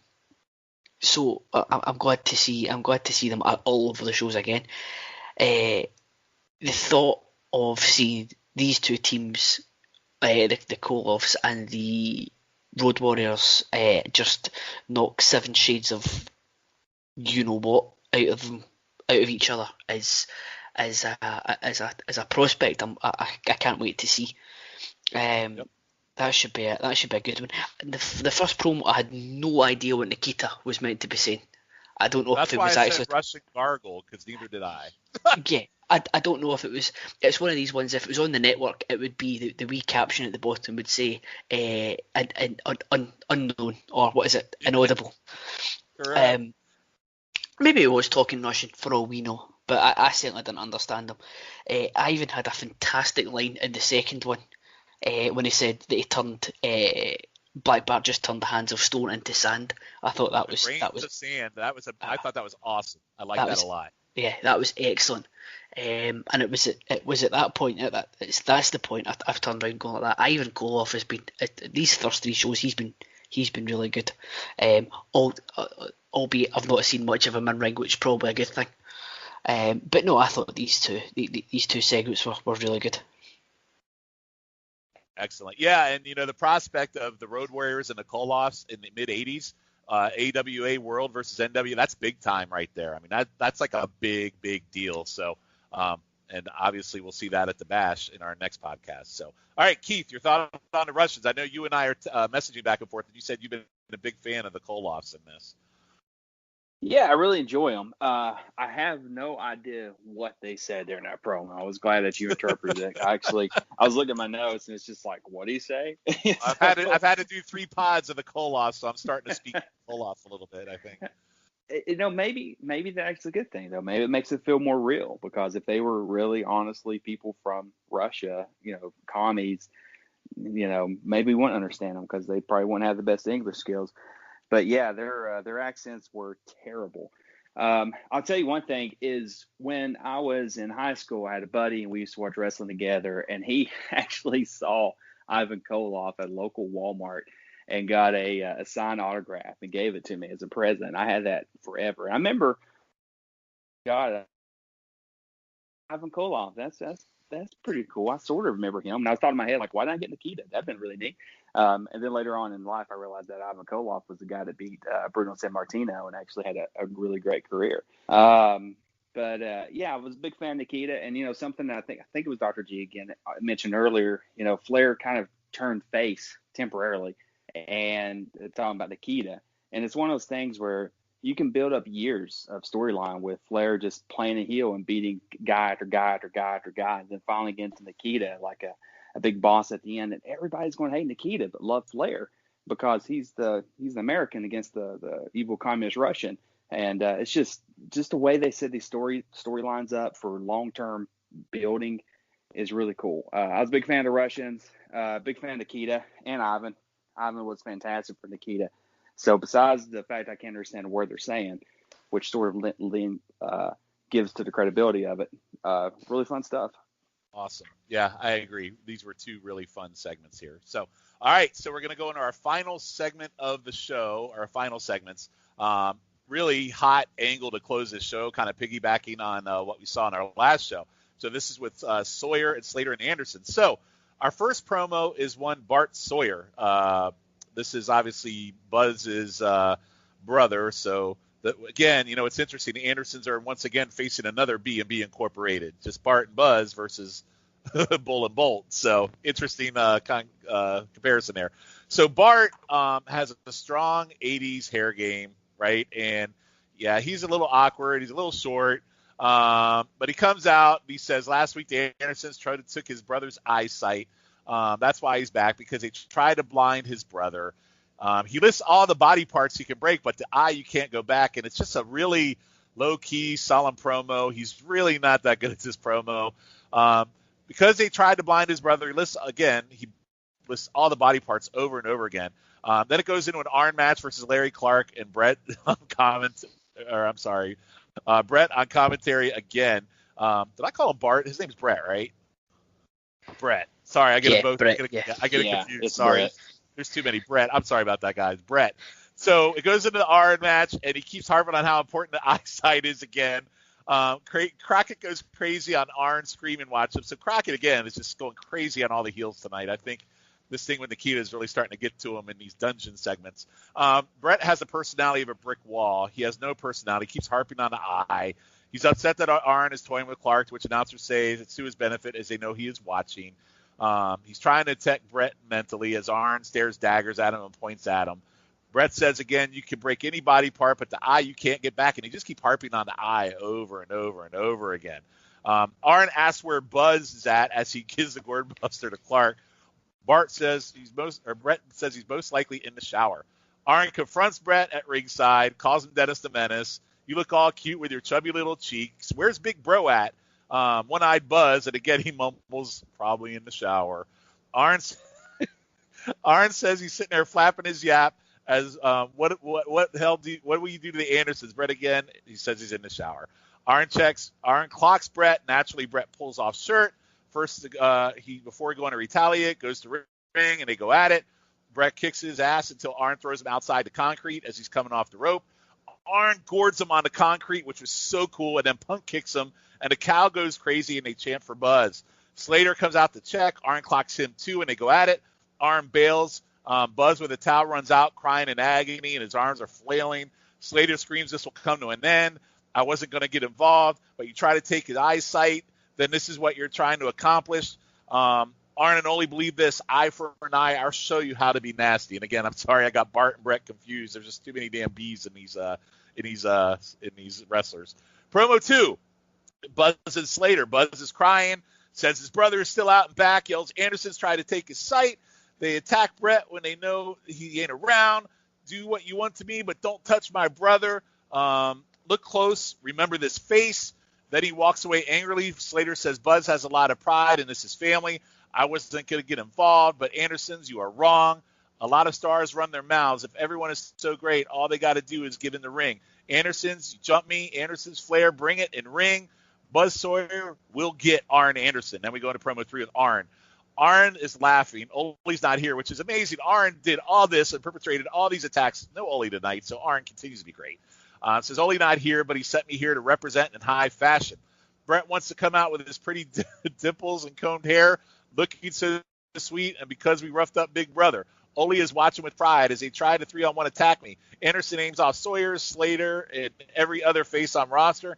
Anytime you want this belt, don't do a 3-on-1, do 2-on-2. Andersons are first family. Anyone wants what I got, they will get what Dennis the Menace got. Tony, been your pleasure. And then that ends the show and the angle. I love this. Column, your thoughts on this whole angle and the Brett situation. Brett Sawyer has the personality of a traffic cone. So bad. It was. I don't even know what he was trying to convey. It was just like, yeah, my brother has lost his eyesight. They tried to take his eyesight. You can't get your eyesight back. I was like, yeah, get to the point, pal. Come on. But in and amongst that, Arn, again, another fantastic beatdown. Again, more of that, please. Brett, when he got into the ring, wasn't that bad. It was much better than he's talking. But when Arn put him up for the, is it the Gourd Buster that's his front suplex? The Gourd Buster. Yeah, when he had it up, he almost dropped him in his head. Mm-hmm.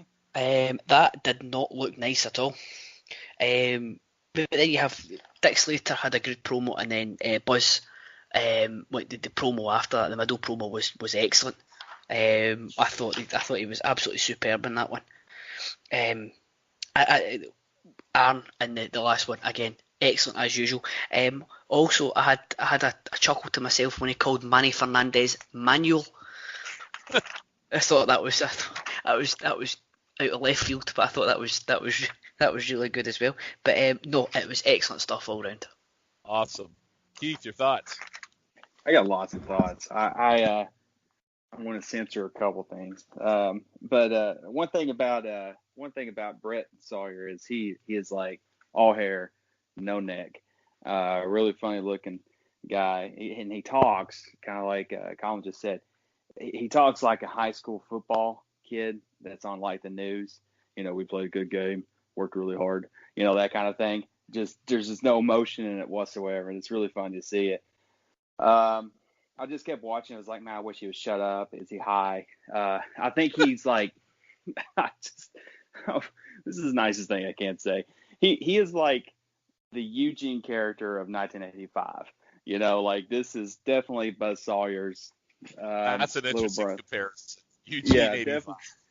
Yeah, you know this. You know he's he knows how to wrestle, but you know not a lot going on up top. So really funny, and you know. Arn, you know, his match or whatever, but he comes out and he's like getting in Brett's face, and like as soon Arn is so far ahead of everybody else. Like he uttered one phrase. I put in parentheses here. Let me tell you something. And as soon as he said that, which is probably like the most generic thing anybody can say in a promo, as soon as Arn said that, Brett Sawyer was outclassed. I try to keep this PG here a little bit, but I wrote Brett Sawyer's a little bitch. As soon as Arn said that, I mean, he outclassed him so much. Arn was just years ahead of anybody else for a guy that was so brand it was new. just weird. Like he seemed so. You're right. Outclassed is probably a good way. He just seemed so out of place with Arn there. Arn just looked like he was going to take him to school. You know? Yeah. So, it was just. I would hate to have been Brett Slater because like the guy had to die inside. Just Arn utters one phrase and it's over. You know, Dick Slater comes out. He's going crazy. He's doing like finger art. You know, he's screaming, "You gonna get it?" You know, very Southern, which cracks me up. There was like the sound of a pig dying in the background. I don't know if you heard that or not. And and then Dave Crockett kicks on there, and you know, there's a lot of freak out moments, but he's just so cool. You know, at the end of the show, you know, and it just really cracked me up because there's this crazy stuff going on. He's just like, well, that's the end of the show, folks, and that was all. So, really funny. I'm not sure what happened to Brett Sawyer. I imagine he probably didn't come around much after that. But Arn Anderson's incredible. All right. Thank you, Keith. Dr. G, let's close the show out. What you got? All right. Well, you know, Brett Sawyer is awful. There's just no other word. And you know what? You as I'm watching this now, I don't know how I felt then. I'm like, oh my gosh, let's beat the hell out of this guy. It was just like there was nothing there. I mean, you would never even think those two were brothers. I mean, they are brothers in real life, right, Buzz? Yeah, they are real brothers in real life. Yes. So I mean, they're nothing alike. I mean, not that Buzz is a great person on the stick or anything like that, but at least he's a little believable. This guy was like, oh my gosh, you talked for 10 seconds, I was already bored. You know, so again, Arn Anderson just for that time just is outclassing everyone.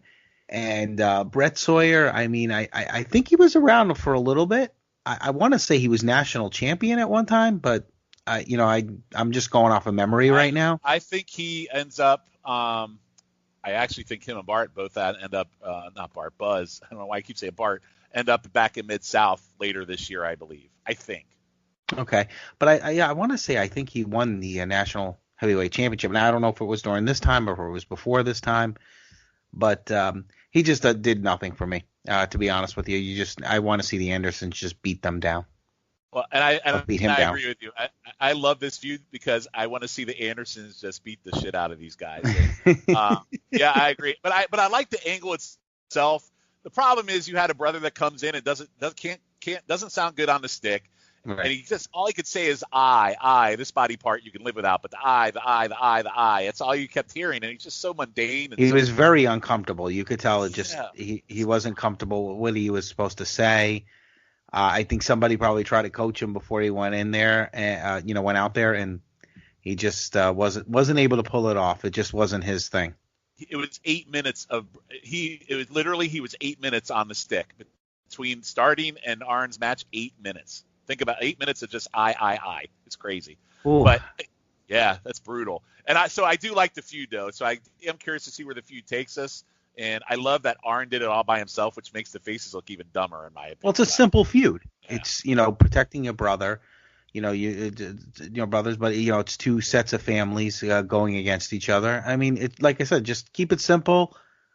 Even though you may not be into Brett Sawyer, Buzz looks like he's being the sympathetic figure in all this, and Buzz can wrestle, and Brett can too. At least Buzz is a little bit more believable character. I'm not a big Buzz Sawyer fan, but compared to his brother, he looks like like a superstar. I mean, Buzz Sawyer looks like a superstar next to Brett. So, yeah, yep. I agree. All right, so with that, we have come down to the second episode. We've just finished. We still have 3 weeks to go, guys. So we're going to take a break now. When we come back, we're going to go to June 15th, and we have a Bull versus Barbarian match. We have a very, very hot TA and Flair segment, which is kind of the capper of the feud and what we've been dying to see. And then more Tully, more Dusty, more Russians, and then finally an appearance. It's been a very late appearance by our good friends Valiant and Paul Jones. So we'll have them on the back half when we come back from the break. So we will be right back.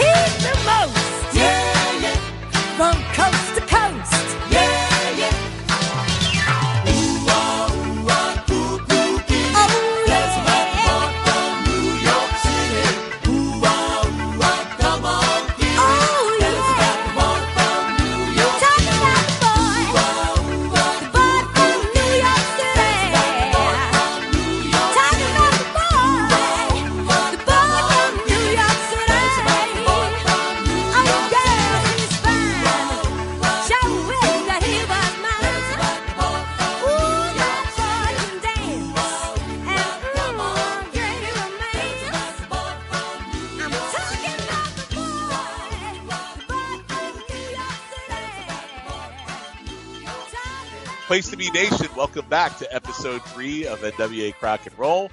We are starting our second half. We actually have 3 weeks of shows to watch to close the month of June out on the Build to the American Bash in July. But before we get to that, we would like to tell you what's going on at the Place to Be Wrestling Network. So I'm going to start right out of the gate talking about a cool new website that we can actually get Place to Be Wrestling Network merchandise. The store, Place to Be Wrestling Network store. It shows off all your favorite podcast logo on merchandise like t-shirts, hoodies, and more. It's at www.tpublic.com/user/Place to Be Wrestling Network. I know, at least for Colin, Dr. G, and myself, we have been having a field day between the shirts we've gotten, the mugs we've gotten. I got my NWA Crock and Roll Saturday Special, Place to Be Wrestling Network, the Highway of the Impact Zone up on my shelf. Dr. G and Colin, Dr. G, I know you've been having a good time getting that stuff as well. Some really good quality stuff. It is. I was really, really impressed, and TeePublic is great about keeping in touch when they're shipping your stuff out. You're constantly getting updated, and the quality is really good, especially with the logos. Logos look great.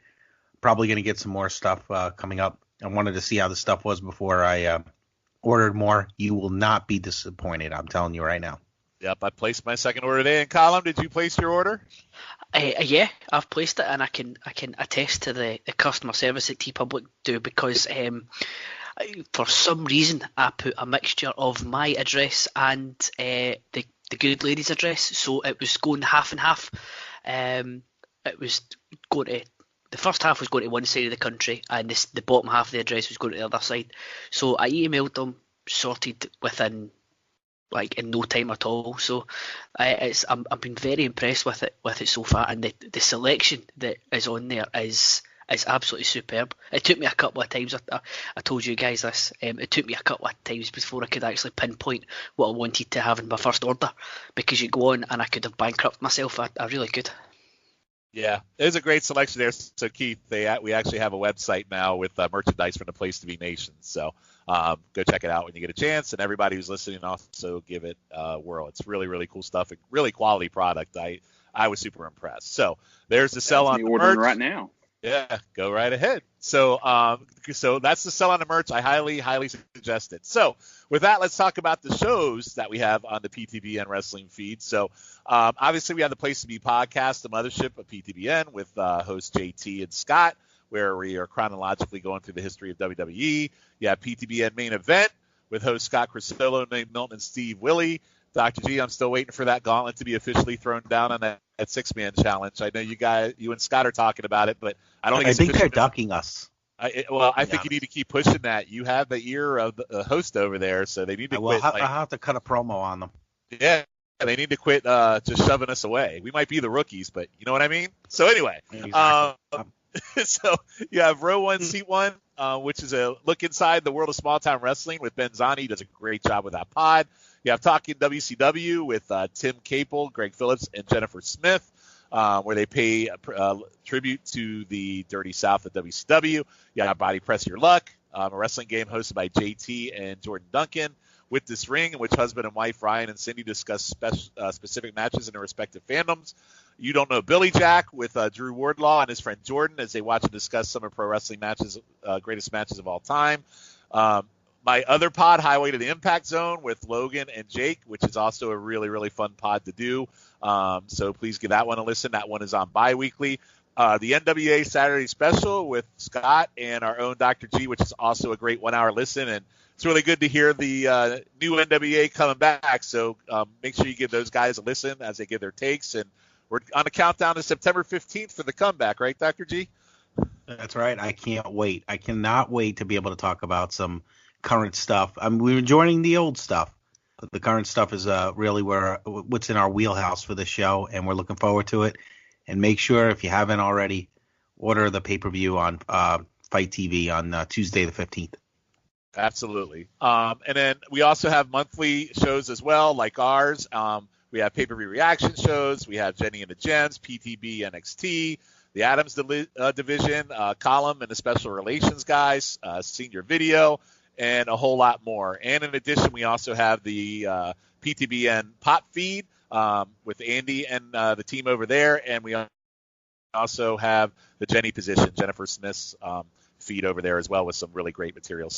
So many pods, so many great takes, so many great listens. Make sure you give everybody a listen on every feed, and you have something for everybody. So with that, guys, are we ready to get into the second half of our show? Ready? Let's do it. Let's do it. Go. All right. So we're going to jump right into June 15th. So on the 6 syndicated notes, on Mid-Atlantic, we're going to have a Barbarian versus the Bull match, which we're actually going to watch.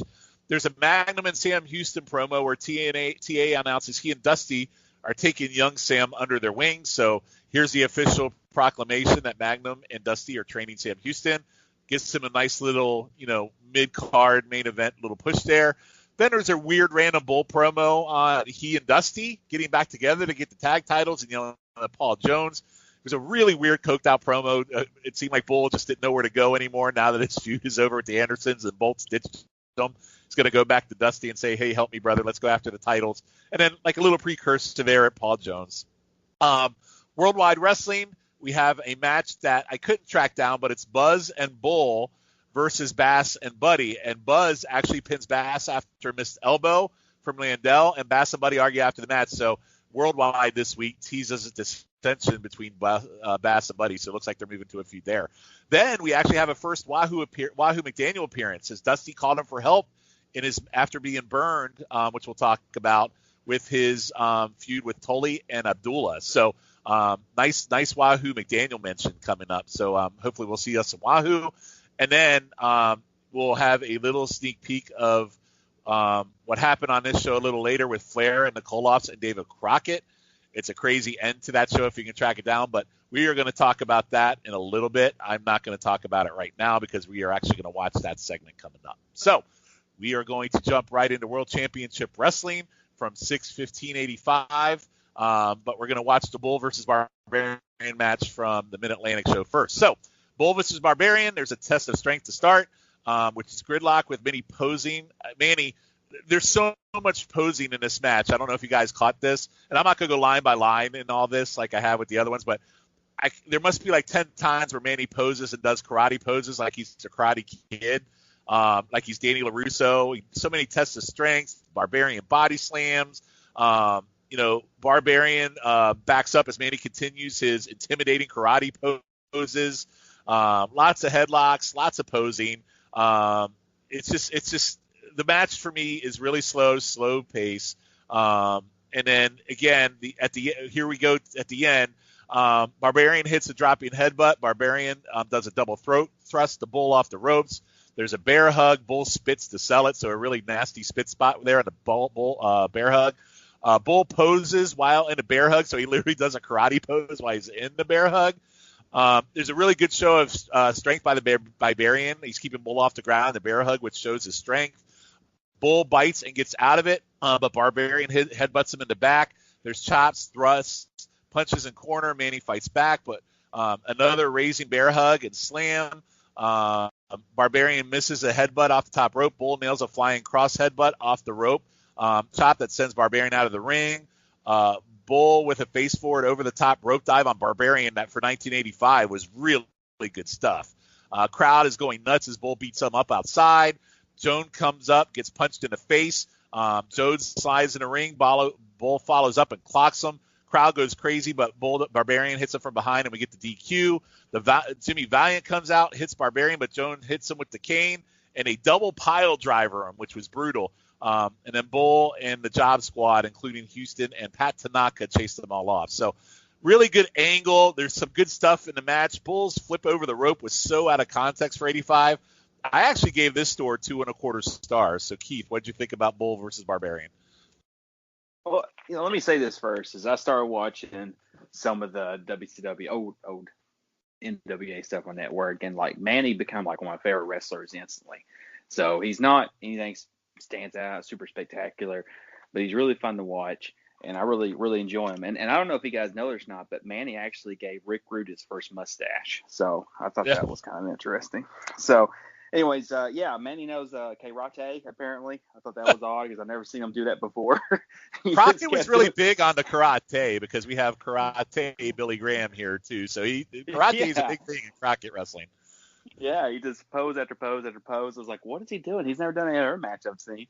So I thought that was kind of funny. But the crowd was loving it, man. They were eating it up, which, going back to the crowd, just go crazy for these guys. The Barbarian himself has never changed. Like Barbarian 85 looked the same as Barbarian 95, minus some makeup changes. I thought that was kind of neat. Paul Jones, he's really interesting, real sneaky. He's a good manager. He does what he needs to do very well. And you mentioned that Manny leap. I was watching. It's like, and I had a holy crap moment when I saw him do that, because now it's you do it every match. You do it like every jobber match. Well, that's a big dude doing that in '85. That was pretty impressive. In '85. Yeah, I was really shocked by that, and I thought that was incredible, and that gave an extra star to the match by itself. I mean, that's the point about having these kind of spots. You should make it sort of rare, so it's a big deal when it happens. And then so I thought that was really awesome. And then saving Jimmy Valiant, which I think Jimmy Valiant shortchanged Manny a little bit, but we'll talk about that here in the next show or two. But overall, the match, I'll say about 2.5 stars, somewhere around that area. It wasn't a great match, but that jump over the rope immediately just bumped it up huge. Yeah, it was solid, and and everyone that listens to this pod knows my love for Paul Jones, but I got to be careful what I say because it gets twisted. But it was also good to see my man Valiant get pile driven. That always pops me when Valiant gets hurt. Dr. G, what'd you think? Well, Keith, I'm going to agree with you. I went 2.5 stars on this match, and again, the Manny move out to the outside of the ring again was very surprising for 1985, and again because it wasn't done all the time, so it was something that was different, especially from someone like him. I didn't expect that. And, Manny is not a bad wrestler. We may not like him too much when he's talking, when he's doing his interviews, but when he's in the ring, he could go with anyone. And, he made this match. Barbarian didn't do a bad job for as big of a guy he is, but Manny made this match. That's why I gave it 2.5, again, because of the move outside the ring. Paul Jones, I know we always get heat on this, but Paul Jones is a good manager. I mean, yes. He's not great. I don't put him in the Dillons, and I don't put him with the Cornettes and the Bobby Heenans, but he's a good mid-card or upper mid-card manager. He does his job, and he brings the heat on his guys. He's not bad on his interviews, and he does what he needs to do. So I have no issues with it at all, but 2.5 stars for that match for me. I appreciate Dr. G being my brother in Jones. So thank you for that, Dr. G. Column. There you go. I wouldn't have said this probably, 25 years, 35 years ago, whatever, but I am saying it now because I'm appreciating them more as I'm watching this again. And I agree with you. So thank you. All right, Column, your thoughts. I thought it was really, really good. Again, the plancha at the end, I have no idea where that came from, but I'm very happy it did. The thing that I can sort of a modern equivalent to it is when Roman Reigns does it or the Undertaker does it. It's a big guy who shouldn't have to do that, and it was perfect. I mean, it wasn't as if he got halfway up there and thought, oh, I shouldn't be doing this. He went for it, and it was really good. So I gave it 2.5 stars as well. Right. I thought it was really good, and I do get what you're saying about Paul Jones. They're all over it. The crowd are all over this, and there is some better stuff to come for on this show. In my opinion, anyway. But they're really wanting to see Jimmy Valiant get his hands on that jet flying son of a gun. That is Paul Jones. Yep. Again, Paul Jones has been a highlight of this show for me in the role that he's playing. He sells the promos. He's just an evil, hates everybody prick. And I think he plays the role really, really well. And again, this was a fun match. I know I'm goofing on Manny's karate posing because he does it so much, but you're right. He really worked his ass off in this match, and I thought overall he did a really, really good job. So, and you know what? What's really good is the matches we watched tonight.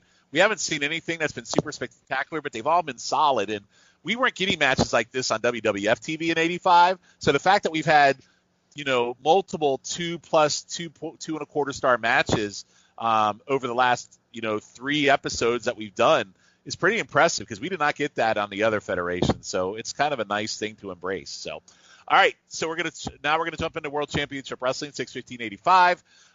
The opening hook is a tag match of T.A. and Dusty facing Tully and Abdullah. And we actually see a Big Dust body slams Abdullah, which is amazing. So then they cut to Tony. He announces Crocket is not here due to Nikita, which we'll hear more about next week. So more to come to talk about what happened with Nikita and Crocket. So that'll be coming up. So again, we start the show. Again, our third show in a row starts with Magnum and Flair. Earlier tonight, Magnum came out, basically says Flair's avoiding him. He will be champion, and that promo was nothing special. Then we get into a Flair promo. Flair comes out, says close friend Crocket went down at hands of Nikita. Nikita now has his attention. He wants Nikita as bad as he wants him. Magnum says he's destined to be champ. He calls Magnum Maggie May. Says he's still here. Custom made. All Gator shoes. Custom made Hong Kong. Gold neck. Gold Rolex. I'm looking fine. Dickie Slater, you can tell all how bad you are, but until you beat me, you, Rhodes and TA and Tiny Landell need to get your ducks in a row, and I'll take care of all of you. I'm one man, superhuman, but one man. He points at camera and says, don't wrap me up. All young ladies in Florida don't have to go to Disney. Space Mountain is here, so our first Space Mountain promo, which popped me. Maggie May, your parents had to tell you had to tell you not to play with fire too long because you'll burn your fingers. Keep messing with Ric Flair. You will have no career in pro wrestling. And then he does his woo, saying he's looking so fine. So I think it was another really strong Flair promo here. Then we go into Nikita promo. Tony takes us to Nikita and Ivan in a hallway. Both are dressed snazzy, and I believe this is from the Omni where this promo was cut. Nikita with his best guttural Ric Flair. Tonight, Nikita growls, big world title match. And he growls again. American people, Ric Flair, you run for Nikita. Uncle Ivan, he know where you go, Ric Flair, and wherever you go, we go too.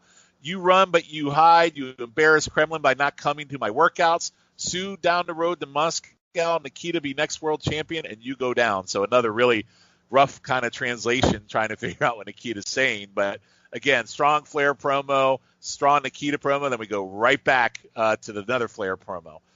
So as we go to Flair, he's back in his featured sparkled robe, one of his many. Tony calls him man atop. Flair says, you said that so clear. I'm so far above and beyond any other athlete today. I wonder if I just won't get old, sit in a rocket chair and give world title to another competitor. So basically saying he's going to get old with that belt and just give it away. He goes, I'm a living legend, Slick Rick, King of Space Mountain. Dusty is still chasing me. He's not the coolest, TA. Come on, just a kid trying to get where Flair has been last 4 years. Race, Von Erich, McDaniels, Slater, Bull. You talk about greatness. You talk about Ric Flair, the world champion. TA interrupts and says, I'm tired of the talk. Ask Tony how much time is left on the show. And Tony tells him there's 15 minutes left. He doesn't wear all the fancy clothes. Flair say we are all aware of that. And then TA pulls out 1,000, says in 10 minutes you can't beat me. TA heads to the ring. Flair takes off his robe. Flair says, I have given this youngster every opportunity to stay out of my path. Now for all the fans, I'm going to hurt him, and heads to the ring. And we actually get, finally, a payoff of some sort of match between Flair and TA. So it's a $1,000 10-minute challenge. So Flair chops, Magnum punches, Magnum hits a dropkick on a rope crisscross. Flair has more stiff chops, but TA hits a backdrop. Now the Andersons are out to watch, and they're saying they're out to watch their cousins. So now we're starting to see a little bit of peak, maybe a little foreshadowing here with the Andersons and the Flair. Flair needs to TA's head, gut wrench, chop. Andersons say TA only U.S. champ because they have other belts. TA gets a small package of Flair. Arn says should have been a DQ when Flair is thrown over the top rope. Flair gets back in control. Flair works arm as Anderson arm work is referenced. Says as kids they worked on holds, so they're insinuating that the Andersons and Flair used to work on their holds when they were children because they're cousins. TA sends Flair in a turnbuckle. He gets a 2-count roll-up as only time checks at 3 minutes. Another backup by TA, a 2-count backslide, a press slam. TA unloads in the corner. Ole screams at Flair. Hit toss. TA misses a drop kick. There's 1 minute left. Magnum misses a crossbody, but gets a throw on Flair off top rope. He puts Flair in a figure 4. Time runs out as Flair's in pain. Anderson's attack. Flair gets a top rope knee to Magnum on neck. Buzz and Slater in for the save as Flair goes crazy. Wow. One hell of a couple segments here and one hell of a last segment. This match, I love this match, and I thought it was a great little 10-minute payoff to the feud we've been watching for 2 months. I gave this match 3 stars. So, Dr. G, your thoughts on this whole entire segment we just watched? Well, I agree with you. I gave 3 stars on the match. You know what? This is now where things start heating up between Magnum and Flair. So again, Flair, phenomenal. There's not much more I could say about him, so we'll just keep it quick. Just phenomenal as usual. But the setup of when I was thinking about it, wow, did we get this stuff like, you know, we always kind of compare it to the other show, and, you know, I love WWF just like everybody else at that time. But, you know, you very rarely got a match like this, even though it was only 10 minutes. But to have your world champion say, okay, I'm going to take your challenge. With his number one contender. Exactly.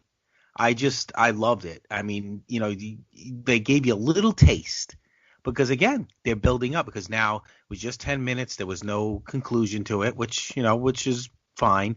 Now it makes you want to go see that match live, whether it be on their pay-per-view or, you know, they didn't really do pay-per-views then. They were just starting, or, you know, on you wanted to go to the Omni or wherever they were going to have their big match. It made you want to do it because of what they did on television. And I loved it. I enjoyed the match. I thought their chemistry was pretty well. I think, again, I'm starting to see Magnum grow a little bit as, you know, becoming a little bit more comfortable because, like you said, that match with Wild Bill Irwin was awful. But I thought he did a pretty good job with this. Now, again, this was only a small sampling, but it was pretty good. And then I love the references with the Andersons. I want to say that's the first time they mentioned that he was a cousin. They did it and once in one time, other you know, episode, you I believe believe. It. Yeah. They did? Yeah, I think they did it one other time, but it hasn't been referenced in months. Right. But it's funny because, you know, when you're young at that time, you believed it. You know, if you didn't tell me what their real names are, I would have thought Arn and Ole were related. They did look alike. Now, obviously, Flair didn't really look like them, but you know, cousins are cousins. So you just think, you know, it just the way they just built this whole thing and they intertwined the whole family thing in it, and the Andersons are now involved with this feud with Ric Flair, and it's just I love how these guys are in multiple feuds. It's not just one feud. And yeah, you get a little confused at times, but I love it. I just love the because you see the flexibility and the difference with these characters when they're working with different guys, you know, throughout the show or throughout the weeks. Yeah, Flair comes off. I mean, like I said, we've said it already early in the night. He is a true world champion. His challengers are all there. He doesn't care who it is. He takes on all comers. And for, like I said, with this match for me, I feel like we finally got a payoff for something. Not unlike the whole gorilla disaster, we actually got a payoff in this one. And I think Magnum, if you look at the long story of Magnum and Flair, Magnum came out of this looking better than I thought possible because he finally looked like a star, and Flair just made him tonight. It's true, and the crowd was really into it. You know, small crowd, but they were into it. Yep. Colin, what'd you think? I thought all these segments were excellent. Everything is pointing to, as Dr. G was saying, everything's pointing to you want to come and see this match when it is a title match, because everything is pointing to Ric Flair can't beat Magnum T.A. So the things I noticed, well, first of all, the Flair promo, he's not doing anything different. He's not saying anything different as he does in the weeks before, but the crowd is eating everything up. He's got them in the palm of his hand. And is that first promo the first time he's mentioned about people taking a ride on Space Mountain? Yeah, I think it's the first time we've heard Space Mountain. Absolutely. So there's a wee bit of history on the show. So the way I saw it, I don't know if I'm wide the mark with either of these, but we got this match because Flair was quite happy to take the match because Magnum had played to his first love, which is the dollar bills that were put down in front of him, or he's happy to take the match because it was non-title because he knows he can't beat or he knows he can't beat Magnum T.A, so won't take a title match with him. I kind of thought the $1,000, Ric Flair would have kind of sneezed at the $1,000 and said, "I don't get out of bed for $1,000." I thought $1,000 was a little cheap there for Magnum. I know that's why I was thinking. That was my first thought, was that he's doing it for the money. But then $1,000, if he's talking about having $10,000 suits, then $1,000 not gonna. He's not gonna get up for that. Yep. I liked the bit that Ole was saying that Magnum T.A is only the US champion because the Andersons can't have another title because they're already national tag team champions. Yep. So he's only US champion because they're letting him. And I thought the whole thing was really good. Ole, for the full match, was saying how superior Flair is. And then when it gets to the end, as soon as Magnum has him in the figure 4, he's desperate for the time to expire because he doesn't want Ric Flair to give up. And then when the time does expire, he then flips back again to say that it was Flair that had Magnum in the hold and that he gave up. I thought it was fantastic, but it's everything's pointing in the direction that Magnum T.A has Ric Flair's number. Flair can't beat him. Yep, I agree with you. Keith, your thoughts? All right. I'll try to go through this real quick for us here. Yeah, Flair again, all white, looking great. His head is torn up, which sort of, again, adds that realism. He's been coming from matches. And, yeah, you mentioned Space Mountain. I was like, is that the first time he said Space Mountain? Which became a go-to for him for years and years afterward. Nikita, him and Ivan looking very capitalist in their nice suits. I wouldn't expect that for some proletarians, maybe some. Yeah, they got all dressed up for their world title contract sign. Yeah, I think the little American is rubbing off on him. And I was sort of, he's talking about embarrassment to the Kremlin. I was just like, man, it's a good thing it's 1985 with Gorbachev, because I'm pretty sure Putin would have poisoned him already. So, so moving along here to Flair. Flair, he's always, again, he comes out in his robe looking like $1 million. He always mentions Dusty every single time. He'll mention Dusty. Dusty always mentions him. Always just poking at each other, tossing a little bit of shade at each other. It's really funny. He mentioned he'd already been champ for 4 years. It felt like, I wasn't watching it, obviously, but it feels like it's already been forever since he's been champ. The guy just stepped in that role, and he was the champ. That's all you can say about it. And then, Magnum comes out, and he asks Tony about how much time we got, and Tony's like 15 minutes. You can almost see it on Magnum's face for a couple of seconds. He's like, oh, crap. Yeah, that's a lot of time to fill. So, he mentioned $1,000, but the suit he tore up was, I think, $1,500, if I'm not mistaken. So he wears some $11,000 robes, so like $1,000. I think $1,000 is the only thing that Magnum was able to, to round up selling cigarettes on his motorcycle out back or something. So before he walked in the building, always going on about his motorcycle and crap. So some of the Flair said, he's like, you're a youngster. Even Flair himself has only been champ for 4 years. I'm sure he's been wrestling since the 70s, but it's just one of those like great little insults, little jabs, just like, you can be my gardener. He's so good at those sort of things. I wrote Magnum T.A had the best PWI best mullet from 1982 to 89, even before he was wrestling and after he retired. Going on to the match, you can tell Magnum didn't have much of a future because it's one of the few times I think Ric Flair actually hit the axe handle off the top rope. So I was like, man, he's not going to be around much longer after that. Little things that Flair does. He had T.A. in an armbar, and he just started like smacking his face, just kind of like Scott Hall used to smack the back of the guy's head. It's just those little things, little insults that make him so good at what he does. And yeah, as you mentioned, I think it's the first time I've heard him say cousins. They probably did before, but we know what's coming up at the Horsemen, which putting those four guys together, Arn, who was just a natural, Ole, who was great, Tully is like a natural, and then, all the things we said. Again, it's almost just not fair to put those heavyweights together. No wonder they ran the NWA for so many years, because really, besides Dusty, we're still months away. Yeah, besides Dusty, no one. We're still months away from it. So yeah, absolutely. So So yeah, I mean, it's definitely a good segment here, and the Andersons involved, and then Buzz and Slater come out, so it all makes sense. So really, really great, solid segment here. So now we're gonna go into Dusty and Tully. Tully is out, or I'm sorry, Tony says always excitement in the air when Dusty is out. Dusty is wearing a Sloppy Joe T-shirt, but Dusty has sustained a very serious injury to hands of Baby Doll and Tully. We hope when he recovers will be just as jovial and happy. Tony says, I don't know how he can be the same after what he sustained. And then they cut to Dusty in his office with eye tape. He has eye tape in his sunglasses with country music playing on his beatbox, which I thought was great in the 80s, the beatbox, and Dusty's playing country music. Dusty turns it down, says he's done a lot of interviews in his lifetime. He's a legend without any equal. Little ego happening here. He accepts injury and pain as part of his livelihood. Nothing has ever happened to him like what Tully and Baby Doll did to him, and never been one to say, Dusty Rhodes, it's your time to win.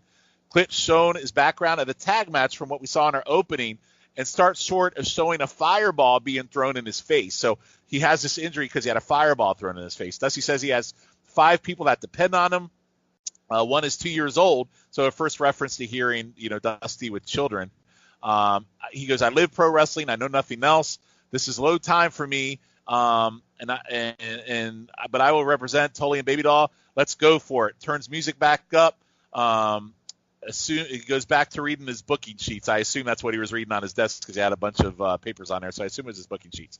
Later on, Tully promo, Tully with Baby Doll in his red robe. So pretty infamous red robe. He wears it a lot. Baby Doll in a pink bow tie. Tully says action heating up on a superstation. The National Tag Team Champions. I'm here to talk. Dusty Rhodes, what happened to you? Where are you? Seems like every time you come talk about us, something bad happens to you. 1 week ribs, next week your eye and face. What happens next time you get in a ring with me or get around me or say something to Baby Doll? Abdullah's going to get you again. Pretty soon you will get in your head you are barking up the wrong tree. The World TV title is mine. Take your business elsewhere. You don't belong in my backyard any longer. It's been proven. You say get down to it. Well, Dusty, we already got down to it, and I took care of business. I took the dealer and anything else you want to call yourself. Every time you look in the mirror, you think about me. What's going to happen next time? You just think about that. So pretty strong Tully promo here with the Dusty injury. Dr. G, what'd you think of this segment? And this will close out this episode, by the way. So, Dr. G, what'd you think? Me, I love my Dusty, so I enjoyed it. It was so neat to see him sitting behind the desk with the radio. You wonder if that was you wonder if that was really, it probably was his office, and then the sloppy Joe's t-shirt, which he always wore even in Florida as well. Again, I have to say during this time that Tully and in the Dusty feud, pretty good feud. They really worked well together, I thought. And then adding the whole Baby Doll and the Abdullah the Butcher in there. And like I said, it's just weird to see Abdullah be around this long because, again, he was more of an attraction and he wasn't, he didn't stay in territories very long. Kind of ready for him to move on, to be honest. But I get where they're trying to use him to be the guy that Tully, to protect Tully and to, try to destroy Dusty. But Dusty, like we keep saying, it's Dusty and Flair and then everyone else. But I also think Tully does a good job carrying his own on this one. Tully's like Dusty does good promos. I think Tully is a really good foil, and I think actually Tully's a very underrated promo as well, in my opinion. Yeah, no, he Tully's not bad. I mean, he gets his point across. I would say in the Four Horsemen, it probably Flair and Arn above him, but sure. I would say Tully could definitely hold his own. There's no doubt about it. He's somebody you wanted to punch in the face. He was such a heel. He thought he was better than everyone else. Kind of like Flair, but just a little less. Just a little bit more. I don't know, just one of those guys you saw in the playground when you were a kid. You just wanted to smack them in the mouth, kind of thing. Like they just had this ego, like I'm the better student than you are. Like that kind of thing. I don't know. I just Tully is underrated on the stick. You don't hear his name mentioned a lot, but he could hold his own with anyone. I agree with you. All right, Keith, what'd you think? Dusty and Tully. Hey, it was a really cool promo actually when it kicked on. He's in his office, I guess, like you mentioned, to beat the boombox, playing some country music. He's got like a trucker's hat behind him. I was like, this is really cool. And Dusty again always delivers a great promo, even when he's not, even when he's a little bit off. It's still a good promo. Like he said something about Hollywood, and I was like, why does Hollywood know about this? What's so big deal about that? He also talked about the burn, nothing like that's ever happened to him. And I'm sitting there thinking, dude, I saw you do a Florida promo where half your face was paralyzed. This burn is like a Monday for you. If you guys never seen it, like, I don't know how Dusty did it, but like half his face legit didn't move in a promo. And I was like, man, this guy knows how to cut a promo. So he's just so good at it. And the Dusty Tully feud worked really well. And it starts to heat up here really soon too. Awesome. Colin, what'd you think? Close it out. I really liked these. Nice change of pace for Dusty. Because if you think back to what we were watching last month with the Gorilla, and it was just all silly, and I think we called it batshit insane. To see him to be all serious now is a pleasant change. Not that the Gorilla stuff was bad, but this one's just a different tact for him. But I've really liked Tully. He's smirking and like laughing at the misfortune that he's causing Dusty. I thought Tully was excellent in these ones. And just to give it a modern one, a modern take on it, Tully is really good in the mic because he can make Sean Spears interesting. So that's how good Tully is on as a promo. So I thought he came out of this looking absolutely brilliant.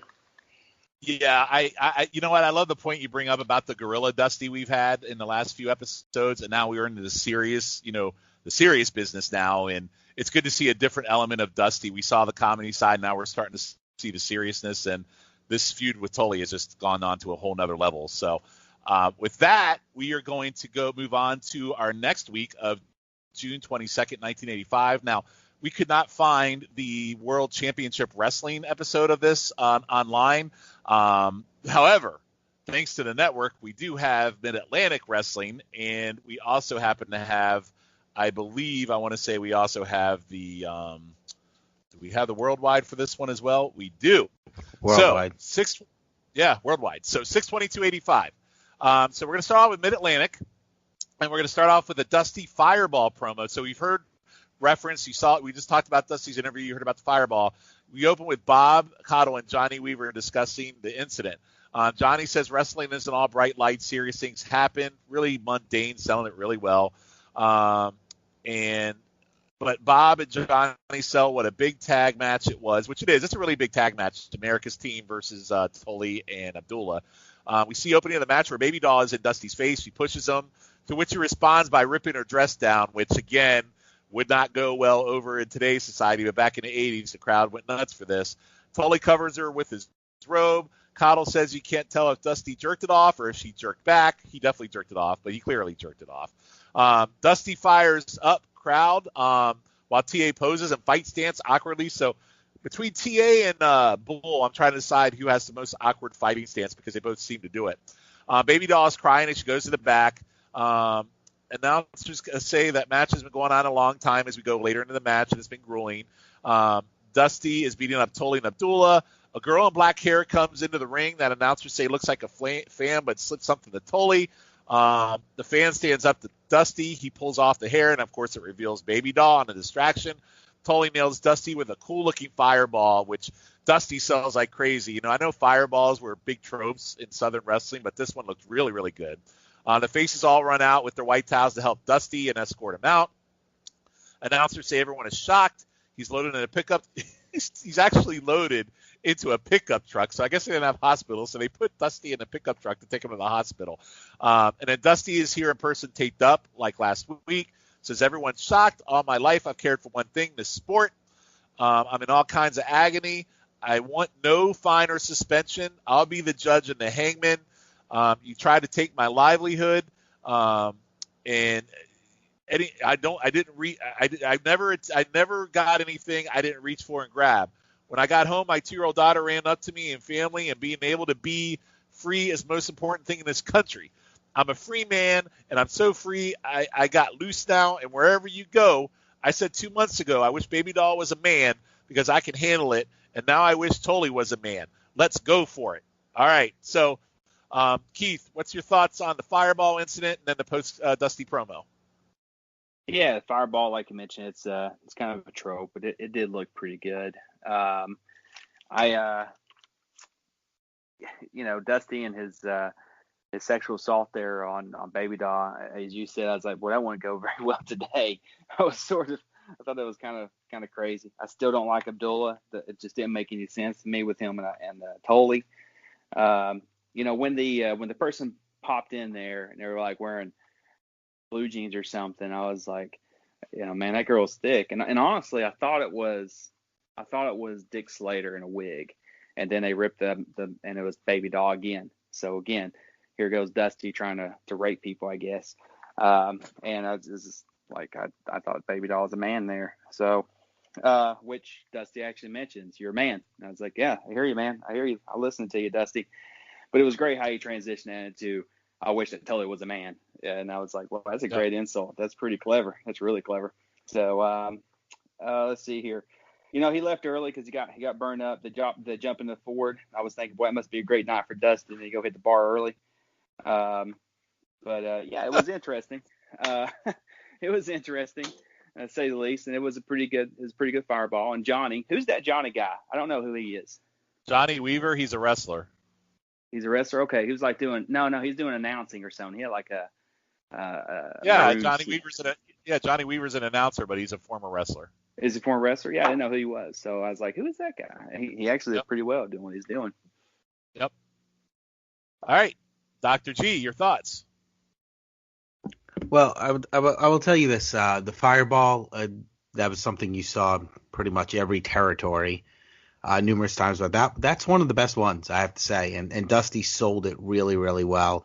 He's been involved in a few of them, so I think he's he really knows what he's doing when he does it. Him and Jerry Lawler could have a Fireball battle of who's done it the most. Exactly.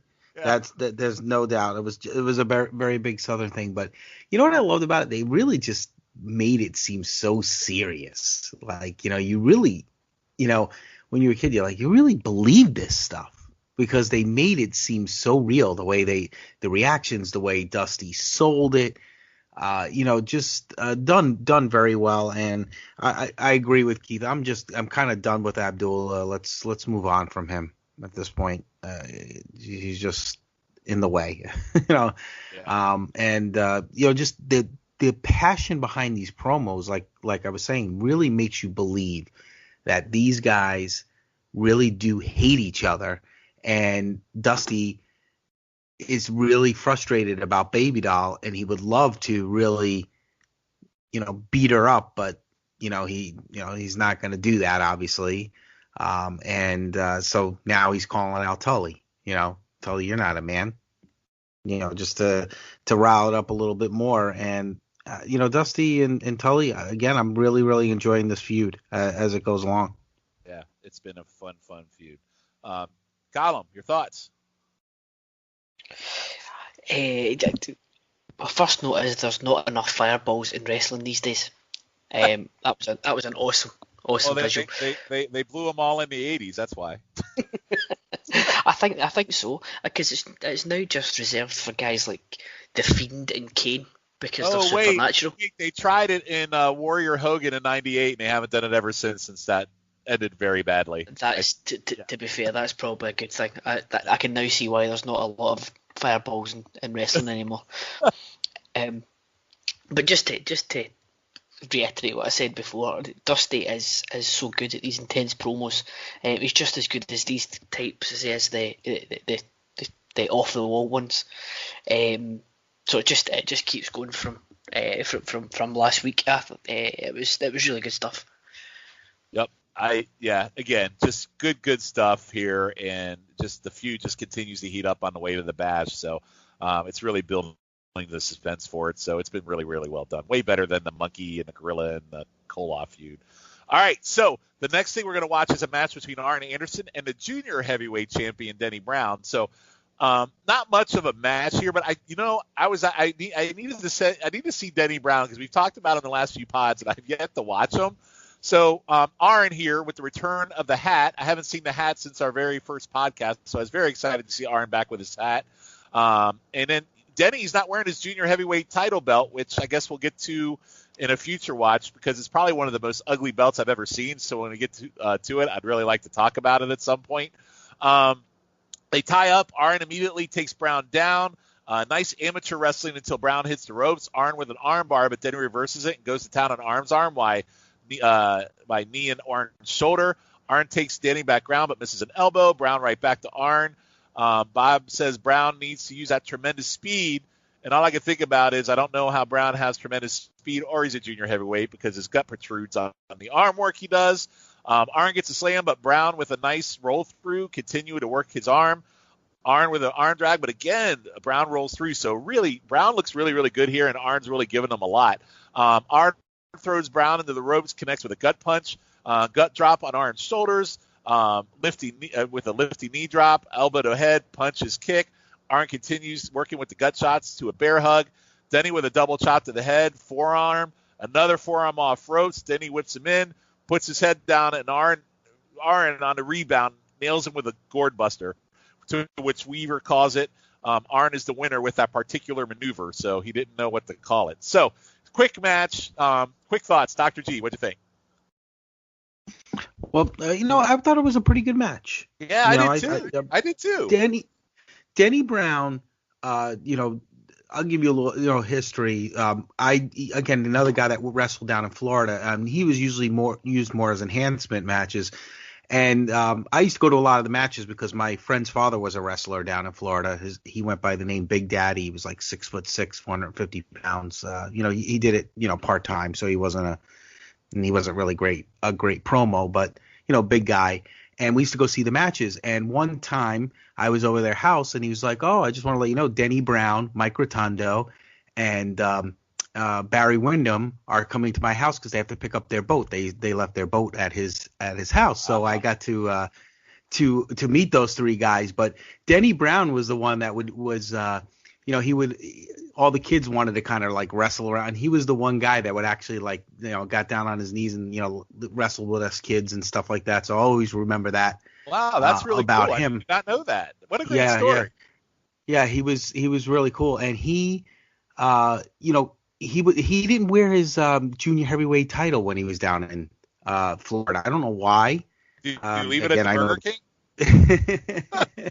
At the belt, he never wore it, in any of his matches. They would always mention he was the junior heavyweight champion, but they never, he didn't wear the belt when he came to the matches. But that's something I just always remember about him. He was really, really a nice guy.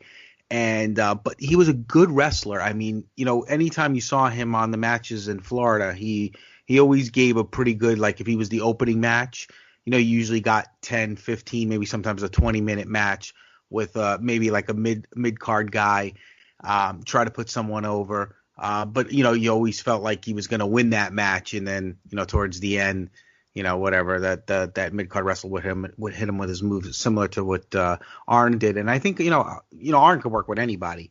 But I thought Denny really held his own. And, I gave the match a 2.5 stars. Yeah, I thought that was a really pleasant, short surprise. I agree with you. And that's a very cool story you just told. If you got more of those, make sure you share those moving forward. That's a great story. Definitely. I felt like this is the right time to mention it because I knew we were going to talk about Denny Brown. Yeah, that's why I have a little bit of background knowledge because my friend's father was a wrestler and I got to meet a lot of the different guys throughout the years. That's fantastic. So thanks for sharing that. That was awesome. Callum, your thoughts? Just take what you guys have said. I thought it was a good match. It was a solid 2 stars. I've got noted down here. Also got noted down. It's good to see that Denny Brown does exist, and it's not just a name that you've made up when you're doing the champions roll call. Yep. I figured he was about due. We've done 3 pods. I needed to get him in here. Him and Buzz. I had to get in this episode. Oh, you've done well to shoehorn them back in. And when I was looking, I think not to, it doesn't. We don't see him again, but he's on the next week's Mid Atlantic as well. Because when I was doing my notes, it ran on. So I think he must be a Mid Atlantic mainstay, but doesn't make it onto Saturday night. Well, we will see him on Saturday nights, but I think it's a little while. We do see him on some Saturday night watches coming up. So right. Yep. But that's something to look forward to, because I think he did look good, or at least up against Arn, he looked good. But as we keep saying, Arn can make anybody look good. Yeah. But he was definitely a pleasant surprise. I was very pleasantly surprised by Denny Brown. Oh, definitely. So it was a solid 2 stars. But I would like to have seen them if they'd get a wee bit more time. I'd like to see what they could have come up with. Yeah, this match was like 4.5 minutes. That's how long the match was. So, but a really good 4.5 minutes. Keith, your thoughts? Yeah, I keep saying this over and over, but Arn was just a natural. I watched Arn when he was a professional, when he really grown into the role, but seeing him being young and new, the stuff he does is really amazing. One of the things I really liked was he was he had him in an arm bar, and what was the guy's name? Danny Brown? Denny Brown. Is that right? Yeah. He had Arn in an arm bar, and he worked that thing for almost the entire match. And there was a point that Arn picks it up, he flips around, and but Danny doesn't let go of it. And and you see Arn react, and he works that thing the entire match. And I was like, man, that's some really great, chain wrestling, mat work, whatever you want to call it. Really, really looked great. And that's an awesome story, by the way, Dr. G. But overall, it was a really good showcase. It was short, but it was just there. That's what it was. It was a showcase. So yeah, I'll give it a good solid 2 stars as well. All right, excellent. Yeah, so Denny Brown with an impressive debut on the NWA Crocket Roll, and Arn could wrestle a broomstick and make him look good, but Denny definitely held his own in this one. So good stuff. All right, so maybe my favorite segment of the night is coming up. So we're going to talk about Big Mama. Dusty is back out. He says he has many friends, and we're going to hear from one now, Jimmy Valiant. And, we've been very light on the Valiant stuff tonight. Valiant usually dominates this with Dusty with his Jones shoe, but very, very light on the Valiant. We cut to a video of Valiant dressed up like Charlie Daniels. He's low and sad because his brother, his street brother, Dream, has always been there for them, and he offers Dusty one of his 6 street ladies. And we cut to a scene of Big Mama walking down the street, wiggling side to side in quite the red and black outfit with a rose in her hair. She walks up to Jimmy's white limo, and I'm impressed that Valiant actually has a chauffeur and a limo. I mean, this is pretty big shit for Valiant back then. So he offers her his street old lady to do anything he wants. So basically, Valiant here is offering Dusty his hooker. We go back live, and Big Mama walks up and grabs Dusty's arm to piano music. So she has piano music playing and walks up to Dusty's arm. She looks at Dusty, says, "I'm all yours," as Dusty smiles. Dusty says, "Friends are hard to come by." Valiant gave him a streetwalker, and now I have a perfect 10 as Big Mama twirls her tongue around. So, Keith, you brought up earlier, maybe the perfect 10 was tongue-in-cheek. This might prove that it actually was, because they called Big Mama a perfect 10. Dusty pauses and smiles and asks her what she's going to do for him. She's going to take care of Baby Doll. Dusty says, "Let's you and me go get something to drink, Mama." Guys, this is crazy. Dusty, a couple of episodes ago, Dusty was married with kids. Now he has a hooker. So I'm sure his 2-year-old that he talked about approves of this. He got Big Mama and totally got Abdullah. I love this so much. Colin, your thoughts on Big Mama? Well, all the praise I was heaping on Dusty for keeping it serious in the last few episodes just got right out the window now. It loved me a false sense of security, because it started off and Jimmy Valiant is acting all serious, and I thought, right, this is a change of pace for Jimmy Valiant as well. He's obviously getting caught up in Dusty's issue, and then he goes all Charles Wright on us, and he gives Dusty a lady of the night. It took a sharp left turn. Who knew Jimmy Valiant had money for 6 hookers? I mean, this is pretty impressive stuff from Jimmy Valiant. He's obviously very thrifty with his payoffs, but it was very strange. But I don't know if you noticed on the network, this was titled, because they've got the wee bits at the bottom, you can skip it. It was titled "Dusty Gets a New Associate." How very diplomatic of them. I'm sure they didn't want to put Dusty gets a hooker. That's amazing. Oh, God. Keith, your thoughts on Big Mama? Man, what the hell happened here? That was wild. It was wild. It started off like you guys mentioned Jimmy Valiant. He's like all serious, and I'm like, yeah, okay, this is cool because I've seen Jimmy Valiant before, and I sort of thought like, I wonder if he's mad at Michael Hayes for ripping off his gimmick and just turning it up a little bit. But no, this is totally different. He is not Michael Hayes. That was weird. Apparently Jimmy Valiant's a pimp. She is definitely a hooker. I mean, they don't straight up say that, but she is definitely a hooker. And I guess hey man, I grew up in the 80s as a child and I know a little bit about it. I don't think that was acceptable then either. So it's really weird that they did that. She pops up there and I'm like, okay, yeah. So maybe she is a little bit more than the perfect 10 until like she opened her mouth, and it's like just looking at her on screen, like you could just smell Milwaukee's best Virginia Slams and more regrets, like she's like a 3. It was like, holy hell is happening here? That was crazy. Yep. And I really feel bad for Manny because the previous episode Manny like saved Jimmy Valiant from that double power driver, and Manny didn't get himself a prostitute from. Manny. Maybe he gave him one of the other 5 that he gave the Dusty. maybe so. I feel a little shafted about Manny. I think that was just weird. I'm sure that might play into Manny down the road in about a year or so. So. Yeah. I mean, that's a great way to build a feud. Hey, I'm angry at you, Jimmy Valiant. Why didn't you give me a hooker? So why didn't they go for that angle? Selfish bastard. All right. Dr. G, I would love to hear your thoughts on Big Mama the hooker. Well, it's funny, Keith, because I wrote the same thing in my notes. I said, poor Manny. What did Manny do? How come he didn't get it? I love that you both felt bad for Manny Fernandez that Dusty got the hooker. That's amazing. I mean, I was trying to figure out what the heck are they doing. I don't, some things I remember from that time and some things I don't. I was wondering, what the heck was I thinking at that time watching I think Manny needed the hooker more than Dusty did. So yeah, I mean, T-Bolt's bailed on him. He's kind of aimless. Dusty won't team with him anymore. There's a really good sell job here for Manny. I think you're both really right. Where did they, I mean, I'm trying to think like what did we think about this when we were kids?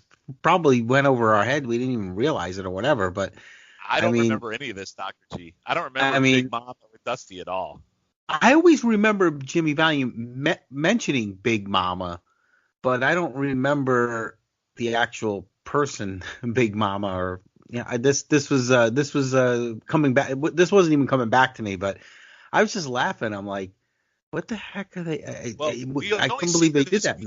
We don't see her after this. What's that? For a while. We'll see her in this episode, and we'll see her in our worldwide on the next one we're about to watch. But we don't see her after that. She's gone. Disappears. You there? Did we lose Dr. G? I'm here. Keith, yeah, there? we made it done. Oh, I think Big Mama did Dr. G in. Death by she Big probably Mama. did more than one person in the 80s. Yeah, death by Big Mama. All right, well, we'll let Dr. G get it. Dr. G is falling to the hooker. So while Dr. G is getting himself back together, we're going to move on, and we're going to go to the Tully promo. Tully is looking sharp with his Tully's looking good. Baby Doll has the 80s metal hair, and I don't care what Keith says. I think Baby Doll looks great. Bob says he has a ton of respect for Tully, but he's disappointed in him. But Tully says he doesn't care. He did what is necessary as Dusty exposed Baby Doll by ripping off her clothes, which he's right.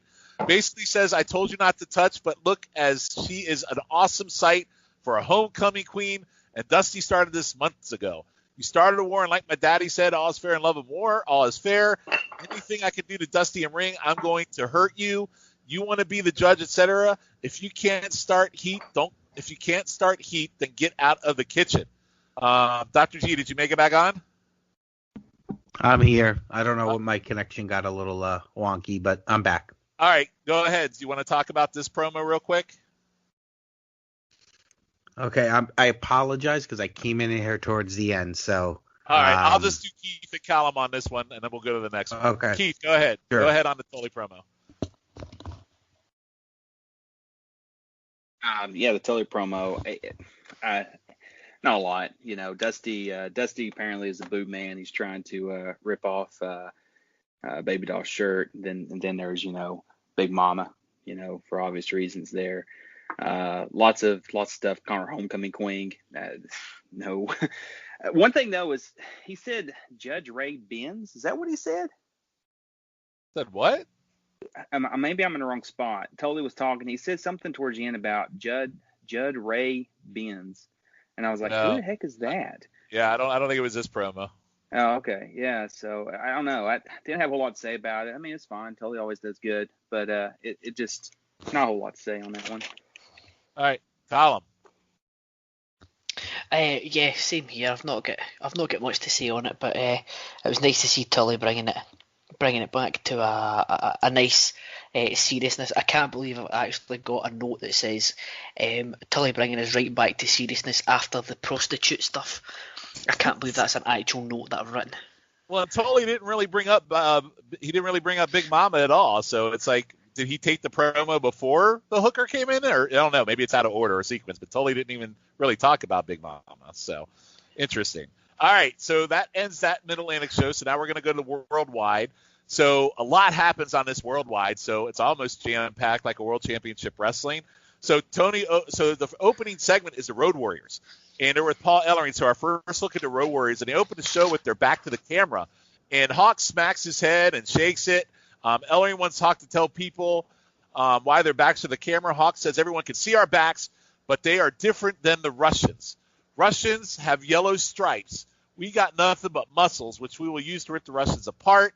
We're going to come to destroy Russia. Animal says that's right. We hate Russians like everyone from this country.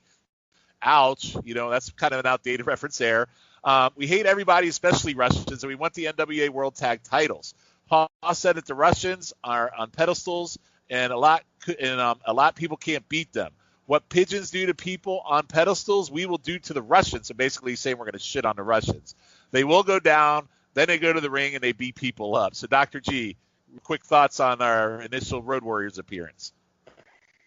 I love the Road Warriors. So is it one of their better promos? Not really. I mean, it was okay. In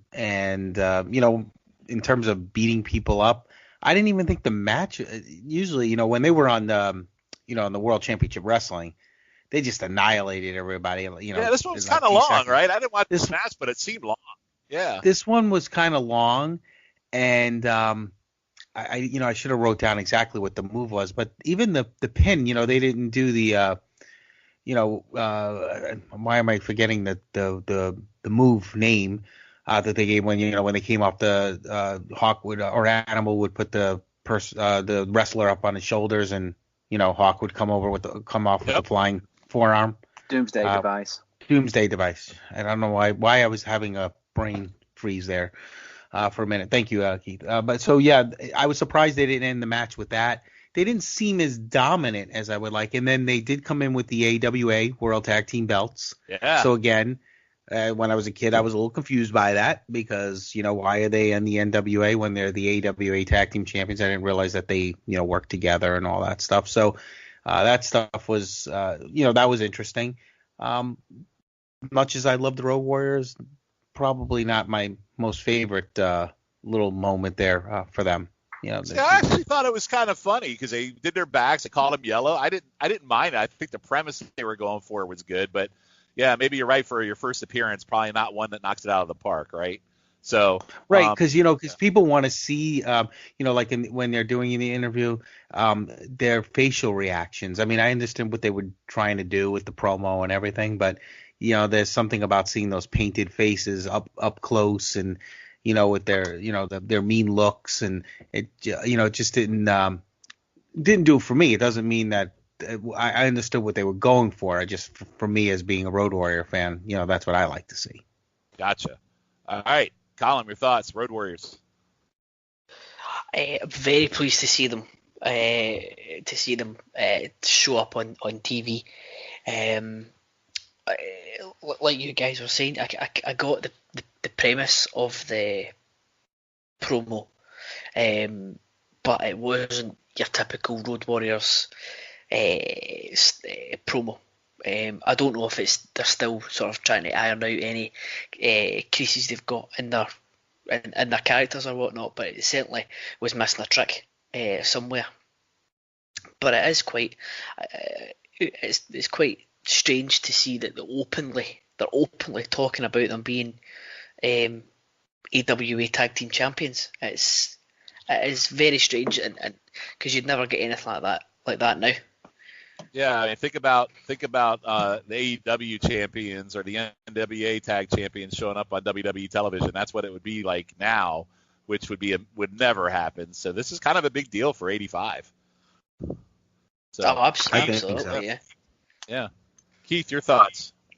Yeah, talking about being AWA champions and stuff. Again, I think they try to approach this like a real sport. We have grown up with WWE where somebody comes in, you don't even talk about their past. With that person, very rarely. When Ric Flair showed up, he was the real world champion, and that was kind of on everybody's mind. Nobody ever did that in WWE, WWF. So it was just a different time. With that said, I thought it was a cool promo. I thought it was real creative. You got these two massive dudes with giant backs, talking about no yellow stripe. I would guess that this is a straight friend of mine of Paul Ellering, because that sounds like something he would do. And something else I was really impressed with is how much he added to that promo. I know Ellering is a big influence, had a big part of the Road Warriors' success, whom I'm a fan of, by the way. I understand there's a lot of squash matches, and T.A, Nikita, Road Warriors, how many squash guys can you have? But still, Paul Ellering had a whole lot to it. He had some crazy pink glasses on. I mean, something I bet that made Bret Hart jealous. But yeah. But overall, I thought it was a great promo. Added a whole lot. Something beyond that. Tony's hair was a real mess, and also I really like I just like the old field houses and stuff. I mentioned that earlier, but something that's really fun is when you would go to the commercials and they would mention towns near where I grew up. Actually, they mentioned a town where I did grow up, and I was like, man, I wish I was older than 85. I've totally gone and seen them. So it's kind of cool hearing those old field houses and those little towns' names. Yeah, I'm with you. I was like, man, all the times I came to Baltimore, I wish I'd gone to more Crockett shows when they were in Baltimore, because they were there all the time, or Norfolk or Richmond. So definitely wish I'd been there back in the day and going to those shows live. So all right, so with that, we're going to go with switch gears a little bit. So we saw the end of the Magnum and Flair feud. Not the end. I mean, it was still ongoing, but it was kind of sudden. Now we're moving to a Magnum with Kamala, which I think most of us remember Kamala from his WWF run, but he was real big in the Mid-South. So, this is great because we go to an interview with Magnum in Mid-South with one Jim Ross. So it's nice to see that our U.S. champion, they take us to Mid-South and they show that we're still in the territories, that our wrestlers here in the NWA and Mid-Atlantic are still going to these other territories like they say they do. And this is a setup, Kamala versus Magnum. So Magnum was working in Mid-South, took a splash from Kamala, and we cut to JR with Magnum at ringside, holding himself slumped over. JR wants to know what perpetrated Kamala's attack. Magnum speaks in agony and says, I don't particularly care what caused it.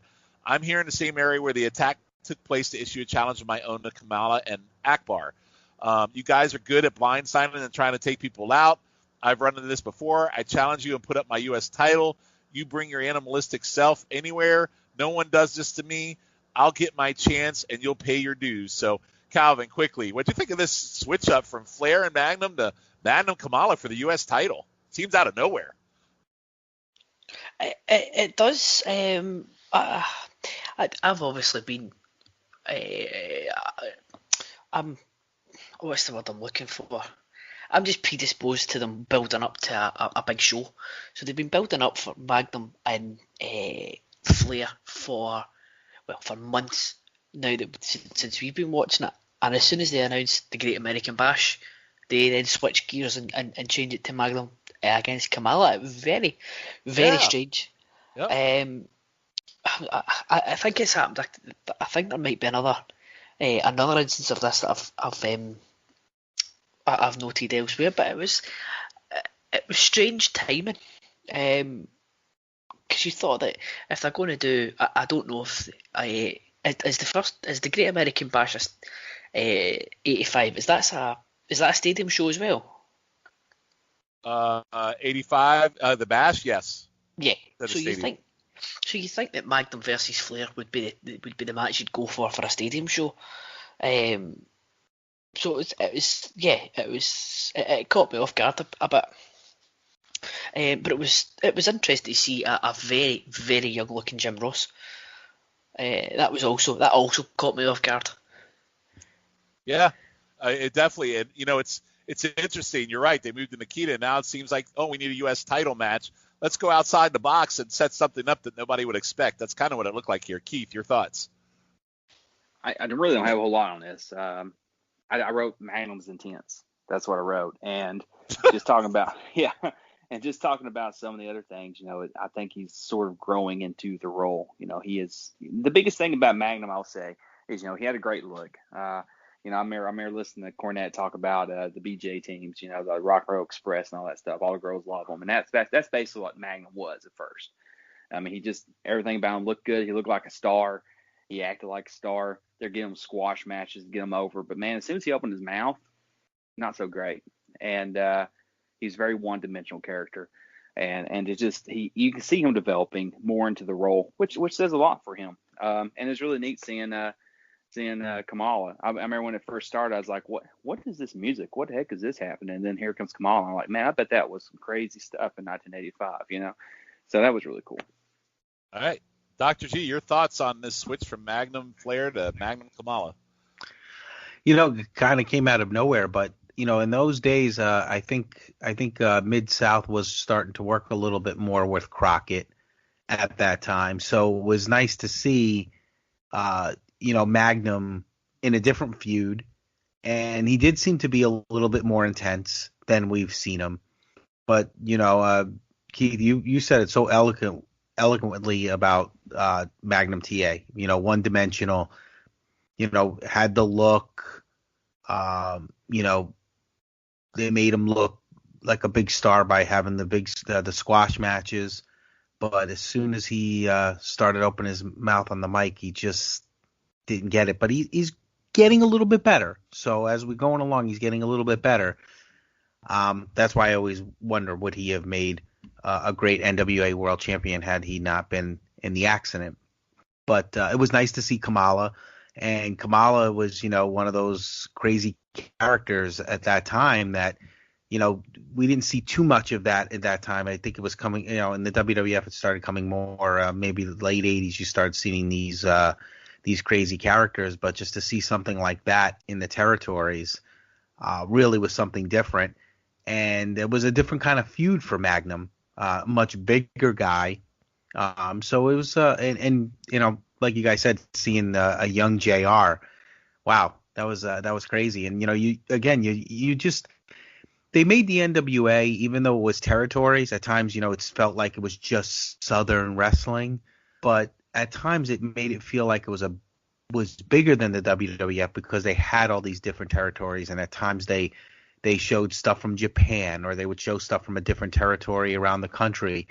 So you felt like it was a real world champion or a real U.S. champion, that they were defending these belts in different parts of the world rather than in the location of Atlanta or Charlotte or, in the southern area. Yeah, it's just, I think it's just cool that, they did something out of the box. They went to a Mid-South territory to set their US. I really like that they did this. If you're not going to have Magnum in a world title match, at least set something up that nobody expected. And I like that they did this here. And actually, it was this interview that made me, I think I was in a group chat the other day. I said, hey, we don't have a Mid-South pod. And then I thought to myself, well, these are already a chore. I'm not doing it. Let Scott or somebody else do that one. So Dr. G, I'll let you guys handle that one day. But anyway, all right. So really cool. So I think this sets up the U.S. title match at the Bash. Simple, and did it in less than a minute and a half, which is pretty incredible. So this next segment I really enjoyed as well. So Paul Jones' gift. Joan is out for an interview, says Valiant nowhere to be found, and I have no idea what the hell he means by this. He goes, anytime I put my pants on and zipper in the front, you won't find Valiant. He's a coward. I don't know what he's trying to say here about his pants and his zipper and Valiant. It's so weird. A boy walks up with Valiant's war shirt on the back, and of course Jones doesn't see that, and he gives Jones a gift. Paul calls him a cute little boy, tells Boy he must be a Valiant hater as camera closes up on the shirt. Jones says, still somebody that has the confidence is Paul Jones. He opens a gift. This is great. It's good to know Paul Jones is still number one. The Jimmy Valiant's Boy for New York City music fires up, and I know when I think New York City, I think Jimmy Valiant. The kid runs away as Jones sees the shirt. He flips out at the kid and pulls out a dog collar for the gift box. Jones screams dog collar over and over. This is for animals and could choke somebody. And he screams Valiant and runs away. So, Keith, your thoughts on this? I think this is my favorite part of all of this.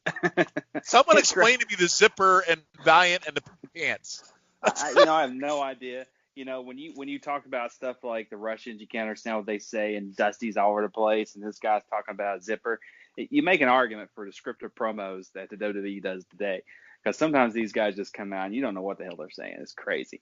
So I don't know what he was talking about, but the little kid ran up there and he said, "Oh, this little boy," and I was like, "That's not a little boy." And the kid started like letting its hair out of the ponytail. I was like, "That's a little girl," and I think that little girl is upset because she's showing her hair now, But the next episode, it turns out it was a little boy. But he opens the dog collar up. He freaks out. Really funny. He's just overreacting. The music kicks on. The little kid starts doing a dance, which made me laugh.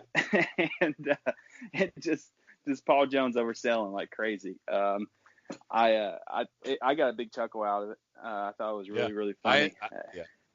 Again, Paul Jones knocks it out of the park for me. Dr. G, your thoughts?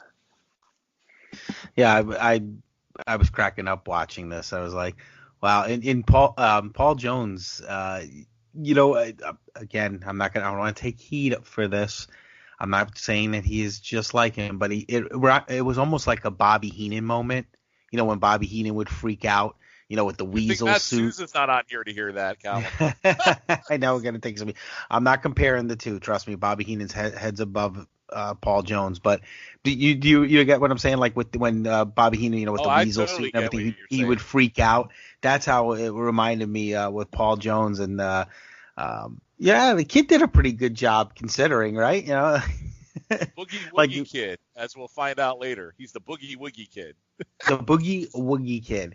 Yeah, well, and just like you said, and the one thing I think about when I think, I think New York City when I think Jimmy Valiant. I mean, I never. That's another thing I never understood, but whatever, it is what it is. But no, I just loved watching Paul Jones freak out. I was actually laughing out loud when that was happening because I was like, what the heck is this? But he was totally freaking out. And it just kind of, the first thing I thought of, it just kind of reminded me of Bobby Heenan freaking out kind of thing. I enjoyed it. This segment and the Big Mama walking up to Jimmy Valiant's limo have been my two favorites so far tonight. Callum, your thoughts? My immediate thought is I'm going to need to start thinking of something that Paul Jones reminds me of. Maybe next month I'll go for like Hulk Hogan. Yeah, you might want to be careful on those shit. You know how people feel about those Jones shit takes. Well, I mean, it's currently peek behind the curtain. It's 3:15 in the morning, and I just thought I heard that Paul Jones get compared to Bobby Heenan. You did, and he's right. No, but in all seriousness, I really liked this one. Right at the very start, my first note is he's shouting, "Somebody has confidence in number one Paul Jones," and I'm going, yes. Somewhere a young Sean Kidd is watching this on the television, going, "I have confidence in Paul Jones." Yeah, he did. But I thought it was excellent. His reaction to the dog collar, because he knows that he won't be able to run away from Jimmy Valiant when they face each other. He might have his back up, but he's going to be tied by the neck to him. So I genuinely did think this was really good. All right. Yeah, and listen, I'm not looking forward to a dog collar match between these two because I can only imagine in my head how bad it may be. But you know what? I think with this feud, you need a stip, and why not a dog collar match? So I thought this is a good sell for it and a good beginning to it. So good stuff. It'll probably save them doing actual wrestling. So having a gimmick like that might actually help it. Absolutely. I agree. All right. So a big angle back in the time, and I remember this one when I was a kid because I was shocked. So Tony takes us to a video from last week, and you heard us reference this earlier about a Crockett Nikita incident. And after stating some after stating some facts, David Crockett got attacked.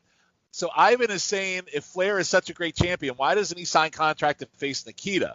What do we have to do? Crockett says he has other matches and commitments. Crockett calls Flair great. He's world champion. Ivan says, quit interrupting me, as Nikita is clearly becoming agitated, and Nikita's looking really, really agitated. Ivan says he keeps avoiding us. Crockett said he's not avoiding you. He has contracts to fulfill. Crockett points at Nikita and says, just because this guy says he's going to be world champ doesn't mean he is. Doesn't mean he's the number one challenger. Ivan says, you say we don't belong in this country, but we have proven ourselves. And then Nikita sickles the shit out of Crockett. So I remember watching this when it happened, and I was stunned. I was shocked. And I just thought this was an awesome, awesome way to put Nikita over on our man David Crockett. Dr. G, your thoughts on this? When I'm watching this, I'm trying to think, this is one of the first times I remember ever an announcer getting attacked by a wrestler. I mean, there probably was other times. Yeah. But that was a very, very big deal at the time. And, I just remember, because it was something different. Again, I don't know the next time we actually saw something like that where an announcer got attacked, but that was really, really fun because it was something new and something they had never done in recent times. Again, they could have happened before. I just don't remember ones before that. But I just remember even at the time when I watched that, I was like, wow, I can't believe that David Crockett got attacked by a wrestler. Not to realize I think David Crockett actually did wrestle at one time for a little bit, the beginning of his career. But it was definitely they're trying to build Nikita into being a top contender for Ric Flair. And by going after his friend, you notice they were trying to make that known that David Crockett was friends with Ric Flair. Because it was so I don't ever too. remember that being mentioned. Yeah. Right. Yeah, I don't remember it being mentioned that much. So they kind of purposely did that so this way when Nikita did attack David Crockett, there would be more heat on Nikita going into a possible match with Ric Flair. Well, it worked, and I thought this was fantastic. Colin, your thoughts? Yeah, I thought this was really good as well. Fairly straightforward storytelling. David Crockett is really good friends with Ric Flair, and Nikita takes his head off. And again, it's sort of accentuated by the fact that he's an announcer, so he's not a wrestler. It's not as if it's not like the Andersons where they're taking out Brett Sawyer to get at Buzz. He's taking out a guy who just stands behind the table every week. And I've got a note that David takes it like a champ, but thinking back, he didn't really have much of a choice because Nikita lays it onto him. It was pretty bad. But the promo all round, or the segment all round was excellent. All right, excellent. Keith, your thoughts? Yeah, it was really awesome. Everybody. So, when a bad guy, especially an evil communist Russian, attack him, is just instant heat on anyone. Not to mention Ivan's there. I think he's overlooked sometimes. He's really instrumental in building up Nikita, and you can tell he kind of coaches him and helps him along. And they're really building him up to be a monster heel. And I think eventually, somewhere down the road, as Flair plows through, face after face after face, to make that a face turn. There's no way you can't be a face against Nikita, especially after doing all this stuff. Some things I think of when I see it, like I wish modern times, I wish they booked Rusev like they did Nikita. And I think it would. I think he had everything to do.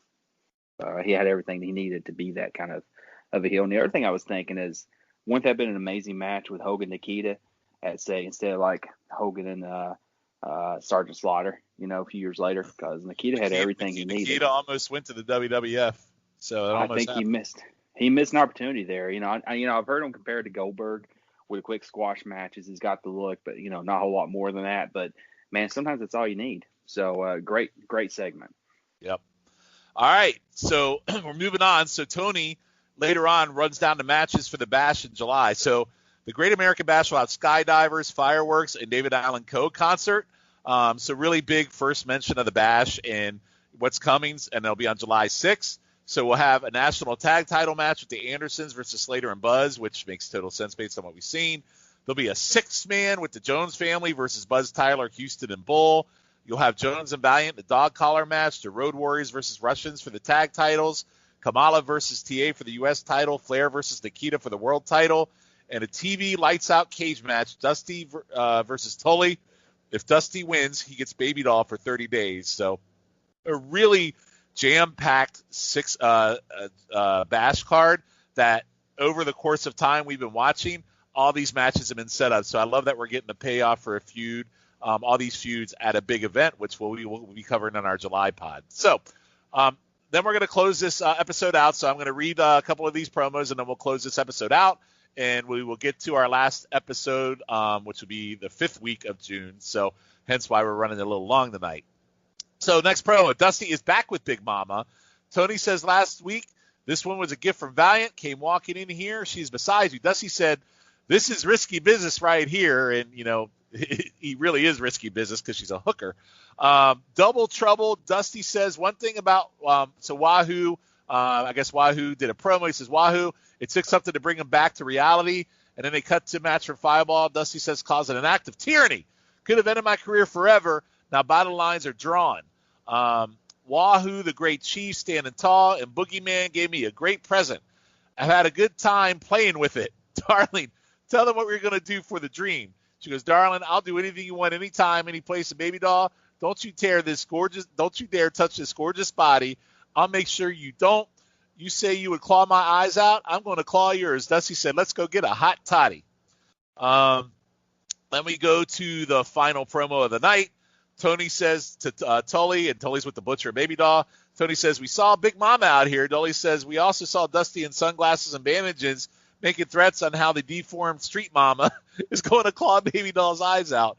Baby Doll would eat her and spit her out for breakfast. Baby Doll is perfect in all womanly things, but she also knows how to handle herself. Dusty, T.A. Have both been clawed by my perfect 10. You want to get Wahoo or T.A. to plead your case, whoever you can get. I got this 450 pounds of a doula. Bring anyone you want. I hurt you every time in every type of match. I'll sign anything you want. I'm ending your career. Guys, thoughts on closing this out? So I will go with, who are we closing out with? Lost my place, damn it. Column, close us out. Start.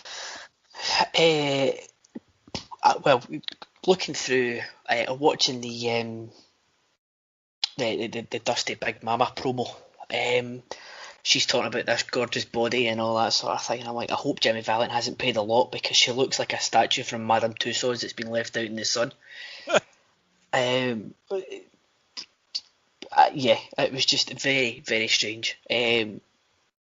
From Dusty's perfect 10. But Tully was excellent. I liked that he just is now openly taking the piss out of Dusty, that every time, he keeps emphasising that every time that Dusty gets at Tully, the outcome is getting progressively worse for Dusty. So it is when Tully is saying that he could end Dusty's career, it's a distinct possibility. So Tully has been superb throughout this whole month worth of promos about Dusty. Yeah. Keith, thoughts? Hey, I'll say this: there was a match in there somewhere, and Baby Doll actually did look a lot better. Outside of that, the show felt like it kind of fell apart towards the end. I think it peaked at Nikita, and then from there they were just filling time. And every time I see Big Mama on the screen, I just get like a whiff of stale cigarette smoke. I don't know where that comes from. That's what happens. All right, Dr. G. Keith, I agree with you. I felt like they were just trying to fill time here. Again, Tully's awesome. He's making you believe that, he could end Dusty's career. And again, when you're back in those days when you're watching it, you're really invested into the storylines that you really think that could possibly happen. But yeah, the whole Big Mama stuff, I agree. The stale cigarettes, I totally agree with you. I'm right on the same page as you with it. But yeah, I thought the peak of the show was with Nikita and sickling Crocket. Yeah, 620. So 622. We didn't see the World Championship Wrestling, but a couple things that happened. Garvin got reinstated. So there was another Dusty Tully confrontation. The Road Warriors appeared on TBS. There was a 6-man match with the Flair and the Andersons at a 6-man, which was the first time they'd ever done that. And then Kevin Sullivan made his first appearance, so we'll be seeing him down the line. And then Bill Watts actually did an interview for Mid-South, probably talking about Kamala and Magnum T.A. So, yeah, man, 622 was, the weekend of June 22nd, 85 was jam-packed. Think about all the stuff we just ran down in that one weekend. It's absolutely jam-packed that sets up the bash. So, with that, guys, we're going to go into our final watch of the night. We are in week 5 of June 85. So, we are going to start. There's no opening hook. David Crockett is back, and we start right out of the gate with Nikita and Flair promo. So, promo 1, Koloffs are here as Nikita and David stare each other down. Ivan wants to know why David Crockett is here. Tony says you can't keep a good man down. Ivan says he better keep his hands and mouth to himself. Don't forget what happened last time. Koloff family is ready for Road Warriors and Flair. Americans will be celebrating 4th of July, but no freedom for Flair or the Road Warriors. They will find out they have met their matches. Nikita doesn't need to say a lot of words. He does it in the ring. He's ready Flair. Nikita mumbles something about Ric Flair, making fun of people. I destroy you and hurt you. You go down, which seems to be his token line. Crockett gets all ballsy and says, you will wrestle Ric Flair. Nikita stares at him and says, you will go down. Flair want no more. Ivan says, make sure you are impartial referee. So David Crockett will actually be the referee for the Nikita Flair match at the Bash. Nikita flexes. Tony says David will be fair when the match takes place. We go into promo 2 with Flair. Tony says the Koloffs dropped their name. They want the belt. Before Koloff or T.A., what we need is a national hero tonight in Hollywood. I'll turn you on like never before. T.A., we've been round and round and round. You're a great athlete and a great competitor, but he's not ready to be Ric Flair.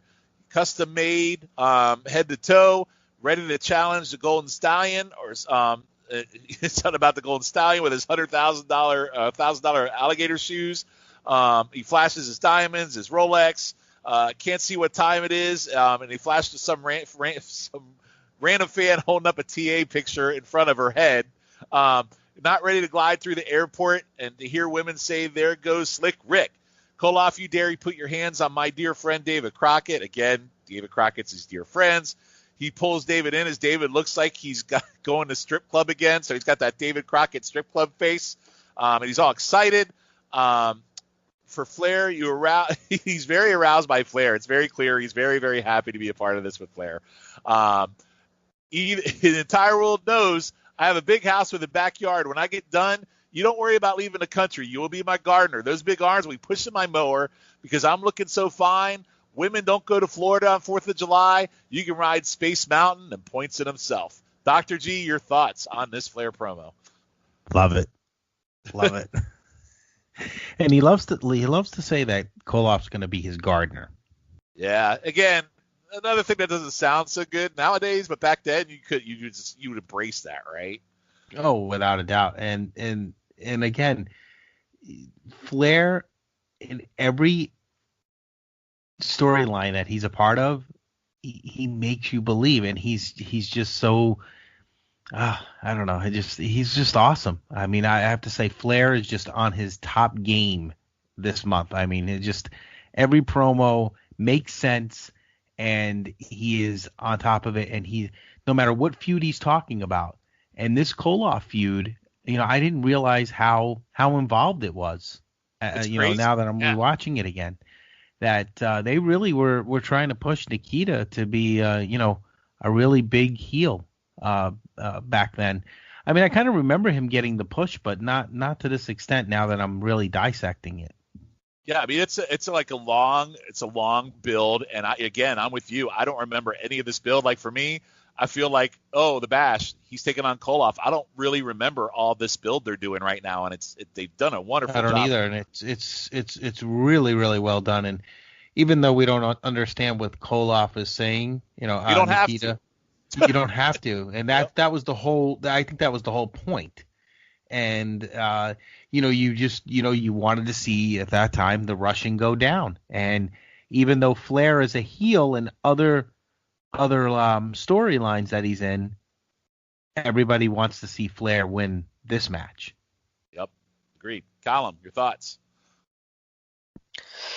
An NWA Crock and Roll podcast exclusive. Ric Flair is really fucking good. In his promo, he went between a heel and a face seamlessly.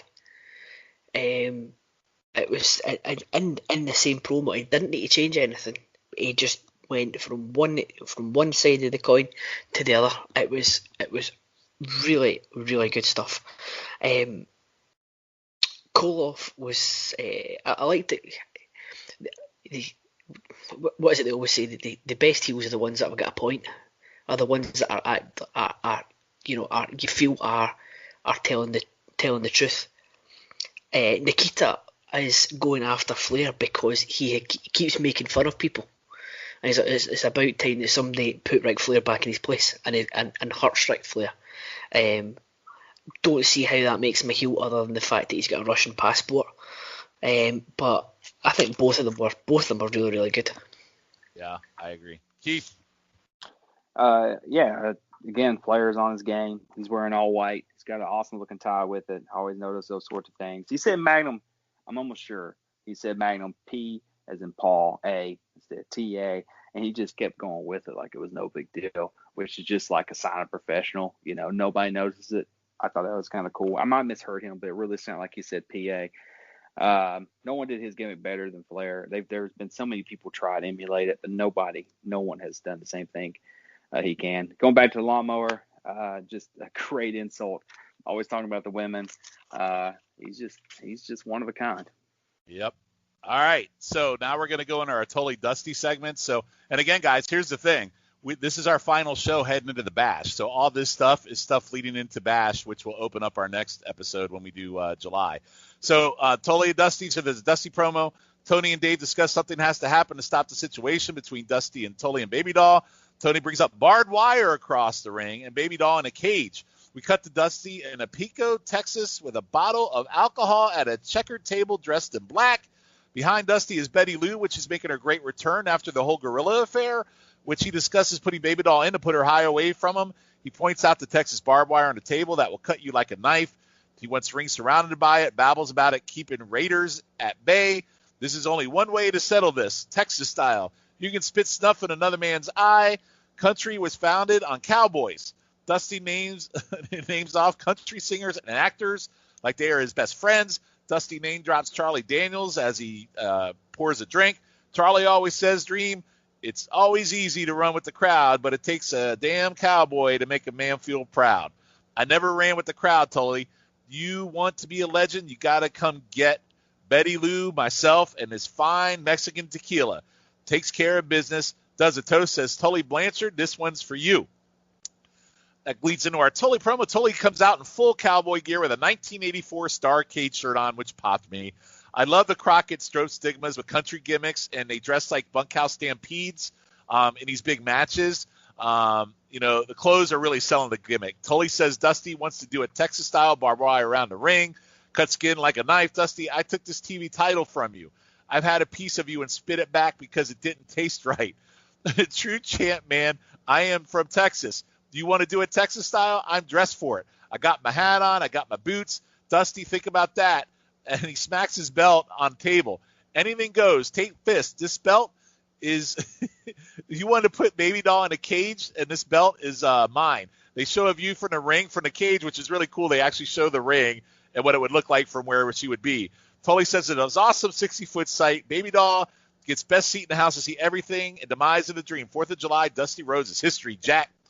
That leads into a Sam Houston-Tully match, which is really an angle. Sam Houston prelim match, and then Dave and Tony immediate say Houston has been trained by Dusty and T.A., which they sold early on, which is great. I love the storytelling and how it all goes back and how they all bring it together from like even weeks or months from now in the past. Tully, during the match, harps on Sam Houston, says he's a talented, brings up Houston tried to help Dusty at one time against him and got stitches in his head. Tully says, since Dusty trained him, maybe I'll pick something up to use against Dusty. And he's being a real smart ass saying, oh, this kid got trained by Dusty. Maybe I'll pick up something from him. Rambles about Dusty some more and complimenting Houston. Goes back to harping on Dusty. He says, true credit to T.A. and Dusty for training him so well. Brings up Houston did a great job a few weeks ago against Flair, which I think we watched in our last pod. So great, like, synchronicity there. Tully says to David Tony, you get paid for this, which he's making fun of them being announcers. He keeps selling that Houston was trained by America's team. Tully says, again, maybe I'll pick something up. Houston wins on a bulldog. Tully says maybe a move Dusty will use on him and says, let me tell you what I'm going to do, and give a message to Dusty. He rushes the ring, attacks Houston, throws him outside and starts beating him with the belt. Dusty runs out for the save and rolls in ring, telling Tully to come on. Great Dick Tully runs over and beats Sam with the belt some more, and Dusty rolls back out of the ring, and Tully runs off. And we get one more Tully promo to close this out and to sell this bash match. Tully says, squared circle is like a chess game.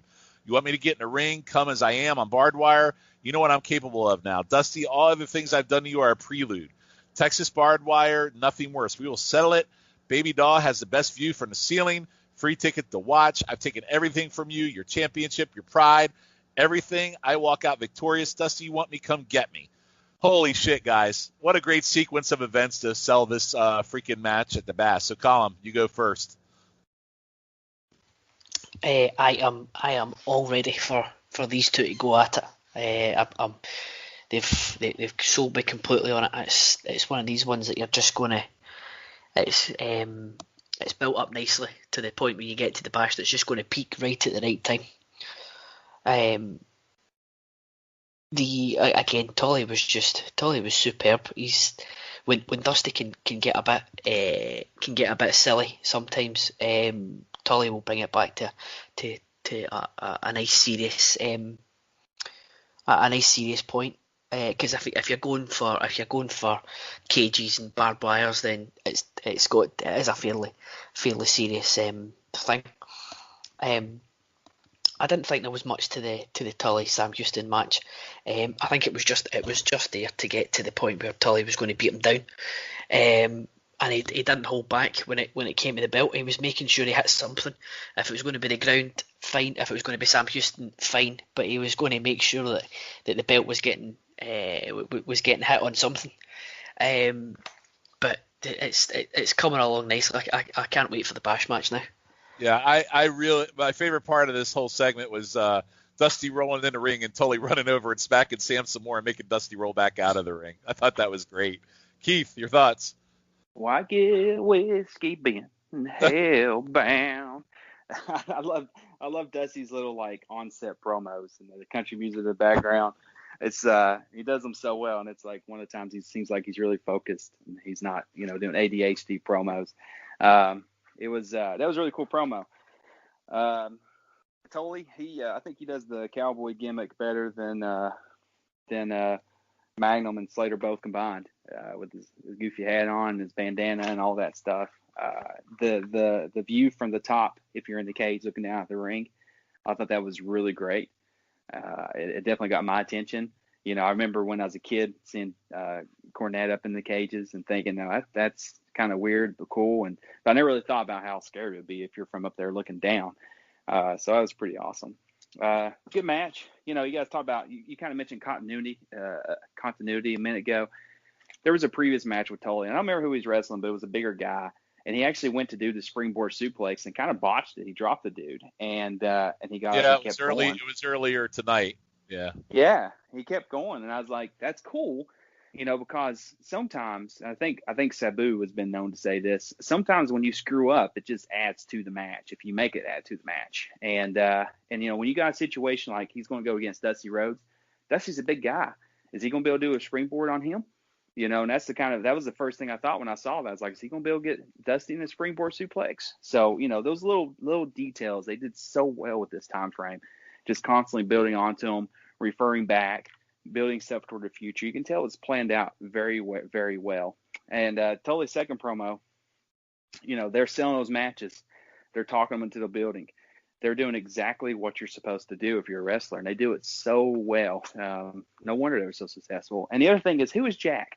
All his promos, you better believe that, Jack. Who is Jack? I don't know. He did it twice in both the promos tonight, Jack. Yeah. So, always. But again, this segment tonight sold me. Like, they have sold me in the final show to see this match. I'm dying to see it. Dr. G, your thoughts? Yeah, I mean, the build up to this match is great, and this just really culminated. I always say it, and I've said it on all the shows, if they had the WWF marketing machine at this time, this pay-per-view could have done 10 times better than it did, or the Great American Bash. I don't know if did they do that on pay-per-view at the Great American Bash, or was this just live? No, it was a live event. They didn't even do. I mean, just a live event. Yeah, they did a. Well, we'll talk about it next episode, but they did a PWI after did a tape for it because they didn't have it anywhere, so they taped it for an after tape. Yeah, I'll tell you the truth. I mean, if there was a pay-per-view at that time, it would have. They had the WWF marketing machine because the build up for this, and just you just felt the hatred between Tully and Dusty. It was just phenomenal, and even behind the scenes, Tully and Dusty didn't always get along anyway. So I think there was some little bit of heat at the time, and just the way they built this up, and then Tully coming out and trying to let everybody know, what, I'm from Texas too. And, even though he did kind of look a little goofy in what he was wearing, he kind of pulled it off. And I think that was part of the whole, the whole gimmick of building this match up. But I'm excited about seeing this match. Like, I mean, if I'm looking forward to the next month, just because just talking about this feud and these guys really, really, now that I'm thinking back at it and going and dissecting it, these guys really, really worked well together. Mm-hmm. I mean, this was a really good feud for the television championship, and again, made that belt feel bigger than it was. These guys are hand in hand with each other for the next few years. Like, I believe the national title comes into it too, the TV title again. I mean, this is an ongoing feud with these guys. And these guys, I know a lot of people talk about Dusty and the Flair. I don't know. I think there's some room in that game for Dusty and Tully in their feud because their feuds are great. So, all right. So with that, we have a big debut, the Midnight Express. So again, the month of June has just been amazing. We got our first Space Mountain, we got the sickle for Crocket, and then now we have this. So a really big moment. Cornette is in ring and asks Crocket for his mic, and Crocket again makes this face. And I posted this one on Twitter in the advertising for this episode. He's just got this face of a kid in a candy store, and he's so happy that Jim Cornette wants his mic. And Crockett, his facials are crazy ridiculous. Tony says that's Jim Cornette, I think. So just real simple. Tony just says that's Jim Cornette. Well, I don't know who the hell Jim Cornette is. I've never seen him before. Cornette says nobody qualified to introduce his men sells his team. Twin sons of a different mother. Classic theme plays and out they come for match. Bobby's in pink tight and has a mad mullet. Connery looking like my other drunk uncle in the recliner. That's next to Don Kernodle. Their impressive debut as a team, really fun match. Great elbow by Eaton, nasty arm lock by Connery. Cornette tells Tony to tell people how great they are. Tony calls Cornette a rich kid who became a wrestling manager. I love that they're just introducing them like this and they're telling their story through this match. This is great.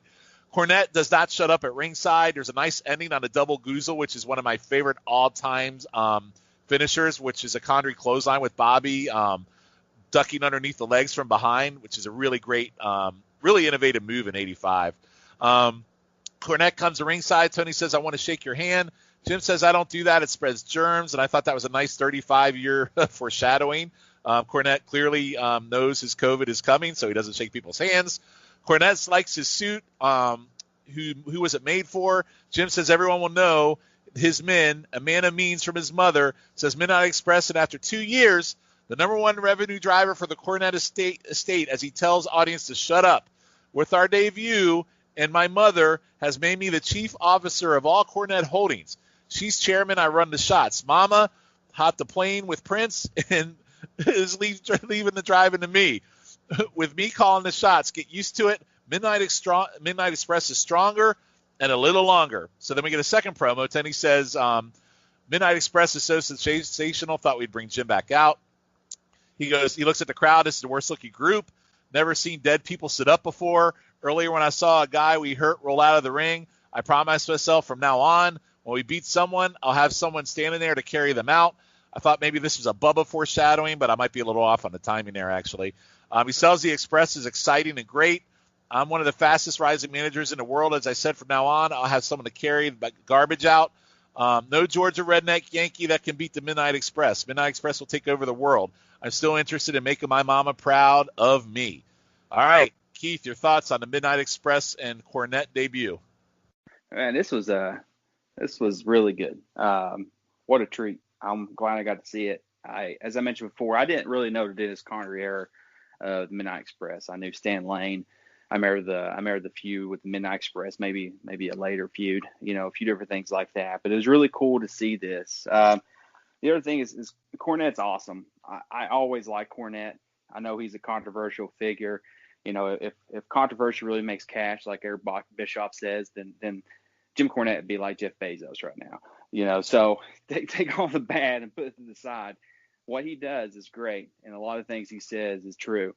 Not everything, but most things. So, I enjoy seeing him on the screen. And it's fun watching Dennis Condrey. He's actually pretty good. He was the more experienced of the two in that tag team at that point, wasn't he? Yeah, I thought he looked really good, too. He looks yeah. He almost reminds me of an Anderson type worker. I actually want to say he's sort of like the Ole, yeah. To Bobby, because I think Bobby was fairly young. And I remember Bobby being this, everybody knows Bobby, kind of pudgy guy, looks weird, but he's always around, but actually seeing him a little bit younger, despite the goofy looking pink tights, he did a heck of an elbow drop, and you can really see his work rate in that match. I was really, really shocked. And they were from like the Nashville territory or something like that, or Memphis. They were, I think they were in Mid-South. They had just come out of Mid-South. Yeah, it was something like that, because I was just thinking, because I know there was somebody before Bobby, and I was just trying to think about that. They had Randy Rose and Dennis Connery were the original. Yeah, that was it. Love hearing the crowd. Somebody was like screaming in the background. You hit like a girl. I hear Cornette like working the crowd and talking back to him. And he's like saying you're great. He's louder than the announcers, than the guys calling the match. And it's really funny just listening to him. Loverboy's such a heel name. And that finisher, they really took the head off. Now, am I wrong in remembering this? Didn't they do like a missile drop kick finisher with Stan Lane? Well, they did. They had a lot of different finishers. They had the rocket launcher. They had the one that you saw tonight. Yeah, they had a lot. Yeah, the rocket launcher. Because I was expecting that, and I saw this, and I was like, I've never seen this. And you're right, it was a great little finisher. As soon as Cornette said that about the germs, I thought of COVID too. I thought it was really funny. And Cornette's just always good. You guys did another podcast. You and I talked about it. I never really got to hear the finish of it, but the Mount Rushmore, talking about NWA, and my vote would be Cornette. I really think he should have been up there because I think he was a pivotal part of NWA, and just seeing him, making his debut was really, really fun to watch. Dr. G appreciates you listening to the Saturday special Mount Rushmore. Dr. G, what did you think about the Midnight Express and Cornette debut? Yes, thank you for listening to that show. But let me tell you, Jim Cornette, controversial figure, just like Keith said, but one of the best. Not quite, doesn't get past Bobby Heenan, but he's right up there. He could, he give Bobby Heenan a run for his money, but he is just awesome. And just the way they introduced it, and like you said, they gave background on the team, throughout the match, the promos. Jim Cornette was just spot on, and you just, again, you wanted to smack him in the mouth because he just was so annoying, but his promos were just on every time. And, you forget, I didn't realize that this was going to be their introduction. So, now this brought back some memories too. I forgot when the Midnight Express originally came to World Championship Wrestling. So I enjoyed that. And this will give me a chance to really watch the Dennis Condrey, Bobby Eaton, version of the Midnight Express, because even though I was watching during this time, I kind of remember the Stan Lane, Bobby Eaton. And I'm with you. I'm a huge fan of Lane and Eaton. So I too, Dr. G, I think you are on a similar path. I'm actually looking forward to watching this because maybe I'll get the same insight I did on the Andersons with Ole, and maybe I'll get that with these guys, which excites me, right? I'm looking forward to seeing if that's the same. Right, I really am, because I enjoyed the Stan Lane version with Bobby Eaton a lot. So this will give me a chance to see Dennis Condrey. And, listen, what a great introduction for a great team that whatever version it is going to be a part of, the World Championship Wrestling for at least the next 3 or 4 years. Yeah, and you know what's crazy about this intro? We got a match, their story, Cornette, and who he is, all in 10 minutes. And 10 minutes, They're already a big part of the NWA. That's what makes this era so amazing. Could you imagine them doing something like that with somebody in 10 minutes nowadays? It would never happen. It's crazy. No, it would. But, in the use of a manager, I mean, again, those guys weren't great on the stick, but you had a guy like Jim Cornette, kind of how like they use Paul Heyman now, but Jim Cornette's just one of a kind. I mean, the guy could go with anyone. I mean, he's just so quick-witted and his story of, Mama running the company, Cornette Enterprises, it made you believe like this guy was a snot-nosed little rich kid that a little spoiled brat that got whatever he wanted, and he's used to getting everything he wanted, and you just want to smack him in the mouth. But you know what? That he did his job. He put fannies in the seats because he wanted to see his team get beat. And we hate him already in 10 minutes. Exactly. So it's great. 10 minutes. 10 minutes. Column, your thoughts? When I saw this, I was delighted that we've seen in the same month, we've seen the Road Warriors and the Midnight Express debut. Yeah, big so it certainly is, and it's starting to get the bolstering there, because we're now unfortunately no longer going to see B&B Incorporated. So it's nice to see Midnight Express just slotting into that role. Not exactly like for like, but it's great to see them. And Cornette was Cornette. I also picked up on he spied COVID coming 35 years in advance. But it was the only thing. Jim Cornette's issue is, see if you close your eyes and listen to Cornette's promo when he was at the desk with Tony. If you close your eyes, you wouldn't know if it was 1985 or 2020. That's an interesting. Yeah, that's interesting. You said that. That's true. He's just said it's the same repertoire he's got. Not necessarily a bad thing. If he toned it down a bit, he might be a less controversial character. But you know what you're going to get with him. Yep. So big debut for the Midnight Express. So a lot more to come from them. And then next month we have an even bigger debut, I would say, or probably equal to, but we'll talk about that next month. So, guys, we are at our final promo of the night after this long marathon, 5 weeks of June 85, and it was so jam-packed of stuff. So we're going to finally close it out with Valiant and Jones on the final cell to the Bash. And like I said earlier, we've been very pleasantly surprised, or at least I have been, at the lack of Valiant tonight, because I felt like I got some good Jones without really Valiant having to be too involved. So Valiant's actually out. Boogie Woogie feels good, makes fun of Jones, accepting a box from his son, the Boogie Boy. There was a dog collar in the box. Jones actually walks out looking prickish as ever. Valiant says, "What are you doing out here, Weasel?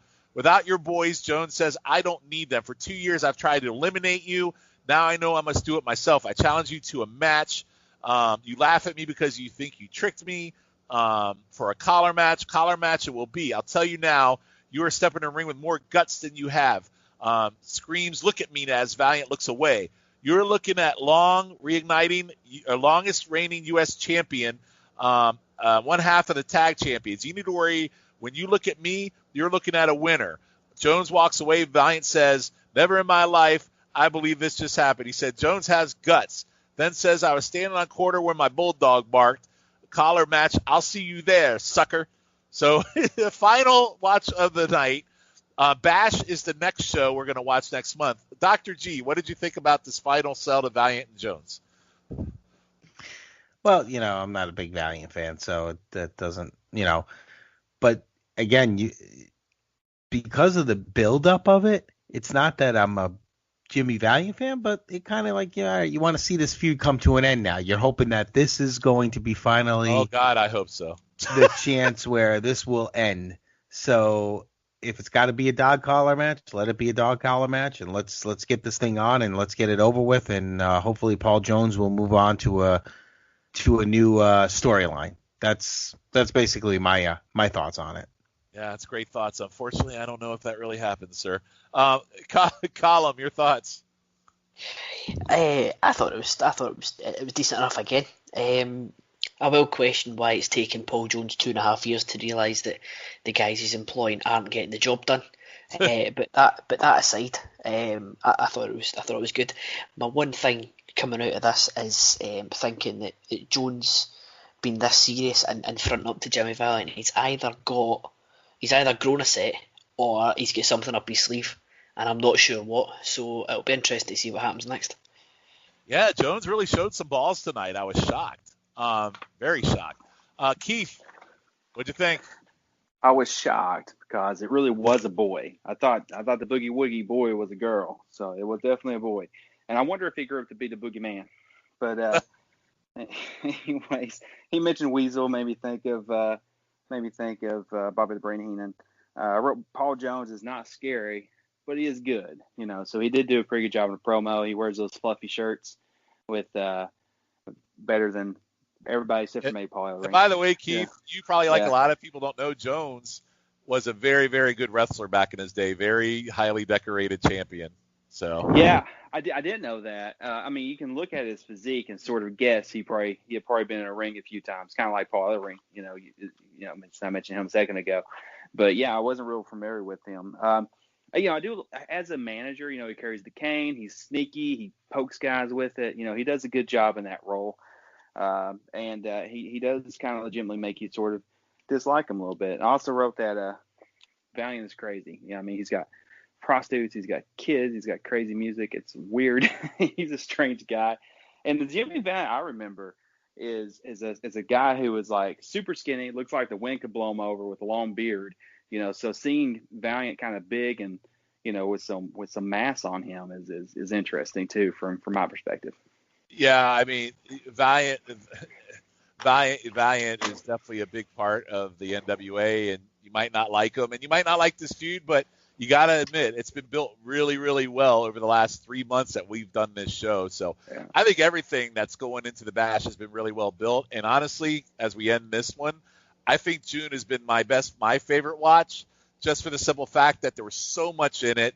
They built so much to their big show. We got the payoffs we've been looking for, and hopefully we'll get some payoffs to the Bash. So with that, we have come to the end of the show. So I'll go around the horn real quick. Dr. G, any final thoughts on the month of June as we head to the Bash? I agree. Of the 3 months that we have done so far, this definitely was my favorite. I think most of it is because we are building up to the Great American Bash.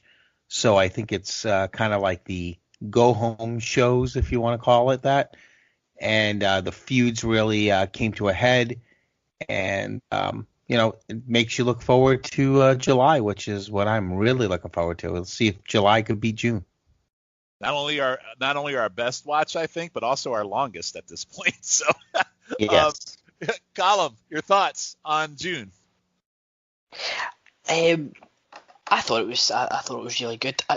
Originally I thought that it wasn't as good as April, but see, talking back through it with you, It has sort of it's gone up. I think this is probably the best month. I do agree with you now. I think this is the best month. The best month. April is really good just because of the Andersons, but you're right. April's very good too. But this one's good. You've got the build up to the Bash. You've got the Road Warriors and the Midnight Express debuting. You've got it did take a funny left turn with some of them, as we said earlier on, with a couple of the feuds changing in the run up to the Bash. But overall, it was an excellent month of TV. All right, Keith, you're coming to the end of your first podcast. What do you think of Crocket 85, June? It's a great show. It's fun to watch. Again, I keep saying that, but it makes me want to watch more. Some things that I've seen already, kind of sort of watching it with you all, and know that's coming up in the future.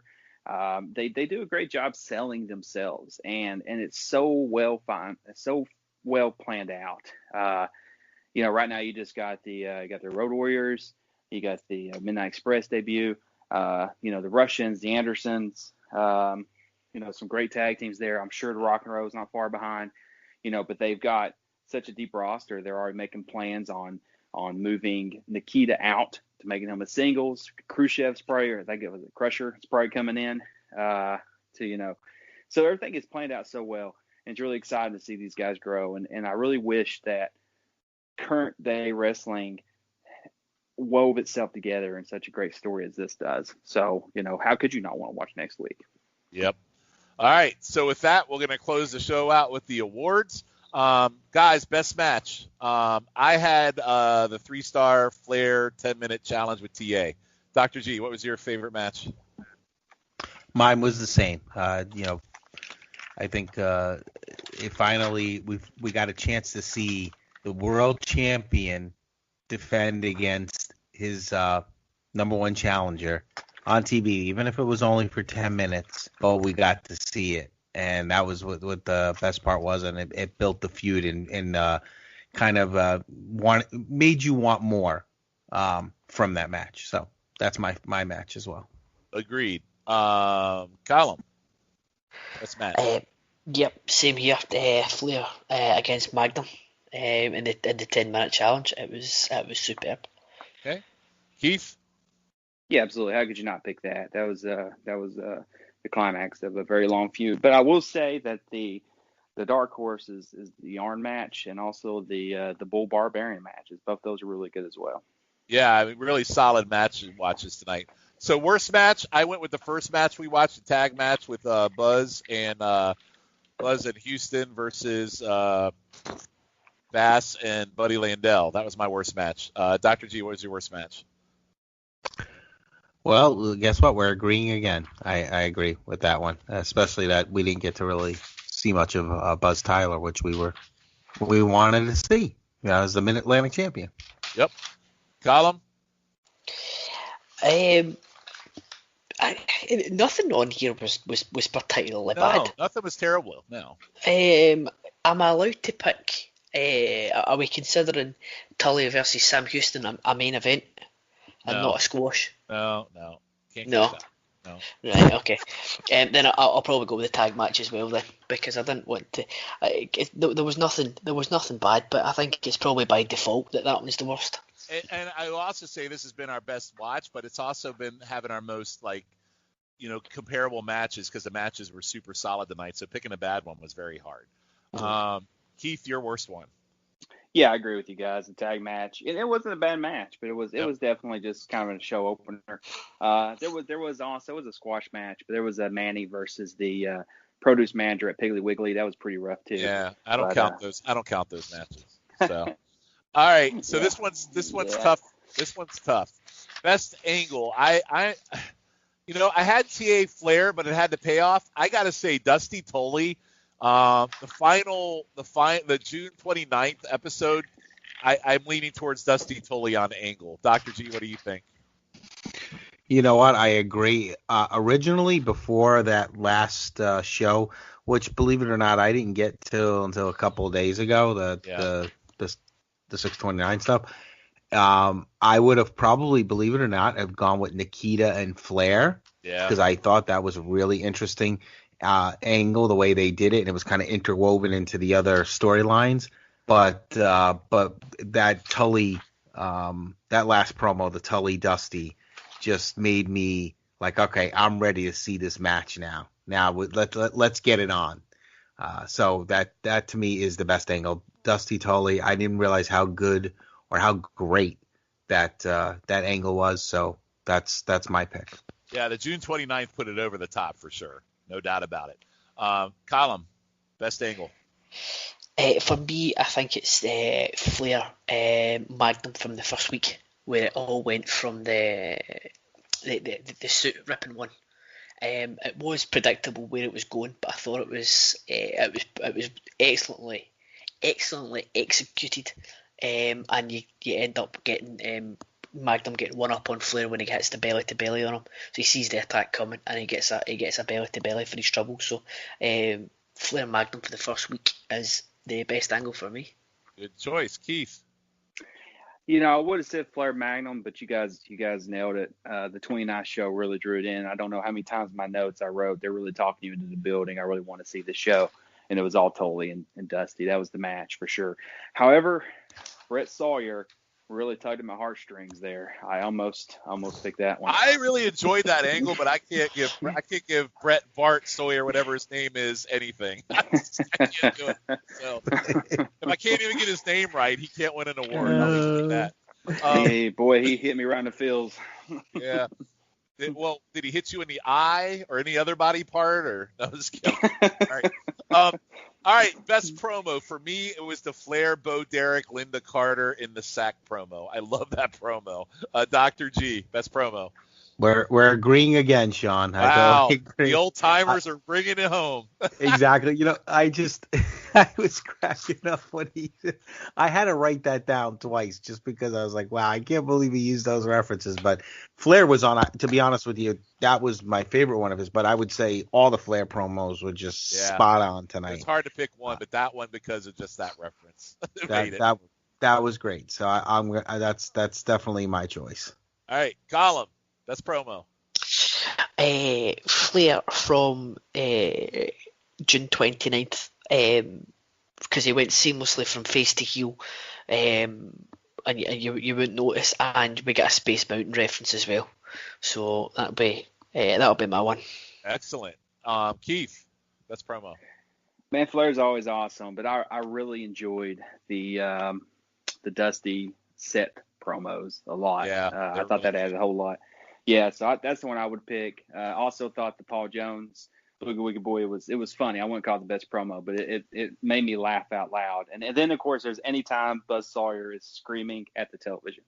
So yeah, I would kill for any time that modern day wrestling could give me 10 to 15 segments that I would have to argue around the best promo, because that would never happen nowadays. There's so much good stuff this month. Yeah. All right. It was all great. Yeah, so last two awards, we have three more. The Crockett Strokeout Award, I could say the sickle, that's the easy out, but for me, Crockett's face on the Jim Cornette debut made the whole thing, like his face literally just changed to someone who instantly fell in love with a man he saw as he handled the mic. So I'm going with the Jim Cornette intro and Crockett's face. Dr. G, Crockett moment. This one, that's definitely was a contender for me, but I love the first week when he was freaking out with the TA and Flair stuff. Yeah, he was really good there too. Oh my gosh, he was just freaking out. That's just classic David Crockett. He was so like he was like a kid in a candy store, just like he's so good at that. He really is. He makes me happy. I mean, I know that he always got voted like worst announcer and all that stuff. I disagree. But I just think he added some funny to the show. Like he was serious, but also he added that funny, and he was always, obviously being a Crockett, always like the guy trying to sell, like the used car salesman, always trying to sell every single match, every single wrestler, given their background, given their, making that squash match seem like it was, this was a match you'd see, headlining the Omni. He was always trying to sell you, no matter what he was doing. I don't know. I always got a kick out of him. I don't hate him like others do. I think there's a lot of hate out there, and I don't know why, because I thought he was entertaining. I don't hate him either. I'm a big Crockett guy, so I don't hate him either. Column, Crockett moment. I don't get the hate for David Crockett either. If a lot of people today had even an ounce of the enthusiasm David Crockett has, then it would be a much better watch. Yep. My stroke out moment I'm going to choose is in the aftermath of the national title match. He would absolutely not take. He wouldn't take it that Garvin has to leave because he cheated. Or because Black Bart used the loaded elbow pad. So Tony's like, he has to leave now. He's like, no, he loaded elbow pad. Baby Doll gave him the elbow pad. He was not having it at all. So I thought that was mine for this month. All right. So 3 really good ones there. And Keith, Crockett moment for you. Yeah, I agree with Colin, actually. I think I like that moment the most. And I don't know why anybody hates him either. He's not the greatest announcer per se, but I think he gives you as a viewer a way in. He almost represents the person watching at home, more than say Tony or somebody calling play-by-play action. So I don't think they give him credit where it's due. Now, my favorite moment though was, I think it was after Anderson's match, and there's just mayhem going on outside in the ring, and Dick Slater's there, and it was just this like violent sort of scene, and then he just goes, "All right, folks, on to the next match." No sold it. No selling. He always just freaks out about everything. He just totally just like, all right, that was the anti-Crockett stroke moment. So yeah, all right, that made me laugh harder than anything else. All right, fashion awards. So for me, I really liked Tully's Cowboy Starcade '84 bunkhouse wear. So I went Tully Blanchard on this one. Dr. G, what about you? We're agreeing again. I totally agree, because I just thought, it was different from what he does, because he was always trying to, dress like classy, almost kind of like a Ric Flair type. But this one, he wanted to show Dusty, you know what? I'm from Texas too, and I'm going to show you that I'm just as tough as you are, and I'm a tough Texan just like you are. Yeah. So I'll go with Tully with his getup for his Texas getup, I guess. Wow, you and I agreeing on almost all this tonight. That's pretty good. All right, Colin, best fashion. I agree with you that Tully's cowboy gear was fantastic, but I have gone for Ric Flair and his swanky white suit from the June 8th. That's a good one too. That's a great one. All right, Keith, fashion. Man, Flair is always on point, but that's sort of it. He's always on point. So you got to give it. I would give it to Tully as well. It's different. It definitely had a little shock to it. You can't beat that as far as just being different. That and Paul Jones ruffles. All right, and then the last one. And Keith, PTBN's doing a greatest WCW match for the end of the year, and on this pod we've been asking if there's any contenders in the shows we watched. I will say no. I mean, we had a 3-star match with Magnum and Flair, but it won't make it. Any match on here for you for match contender, Dr. G? No, I'm okay. I agree with you, Sean. There was nothing that you would say, oh my gosh, you have to go and watch that, and to be a top contender. So right. I agree with you. We're agreeing a lot tonight. All right. Well, I'll probably cut it short and say, Colin and Keith, I assume you agree with that, right? No, definitely not. No, everything was of a high standard this month, but nothing that would crack my top 100. Could you imagine if we had to do a best promo or a best angle NWA? Could you imagine how we'd have to filter through all that muck? That'd be crazy. So, wow. Yeah, think about that. Wow. So, guys, we have made it through June 85, and Colin, I think we might break the record for your last special relations podcast with the Podfather. I think so. So 5 weeks of June. It's been a fun show. Keith, thanks for joining us. I think you did a great job tonight. Thanks for having me. On your Thanks, first Keith. watch. So, yeah, I think you did great. So we'll go around the horn real quick. We're getting ready to go to July and the Bash on the next episode. So right out of the gate, our first watch next episode will be the Great American Bash. We have another fantastic debut, multiple title changes. So you thought June was packed? July is even bigger. So we'll go around the horn. Callum, anything you want to promote? Yes, so we did have. You just mentioned the special relations. We had Scott on, and that dropped a couple of weeks ago, and that was a great show. We did. I thought that was going to be the longest podcast I would do this month, but I think this might top it. And dropped today as we're recording. Myself and Rory, I was on the latest episode of Senior Video. We did the WWF World Tour 1989-90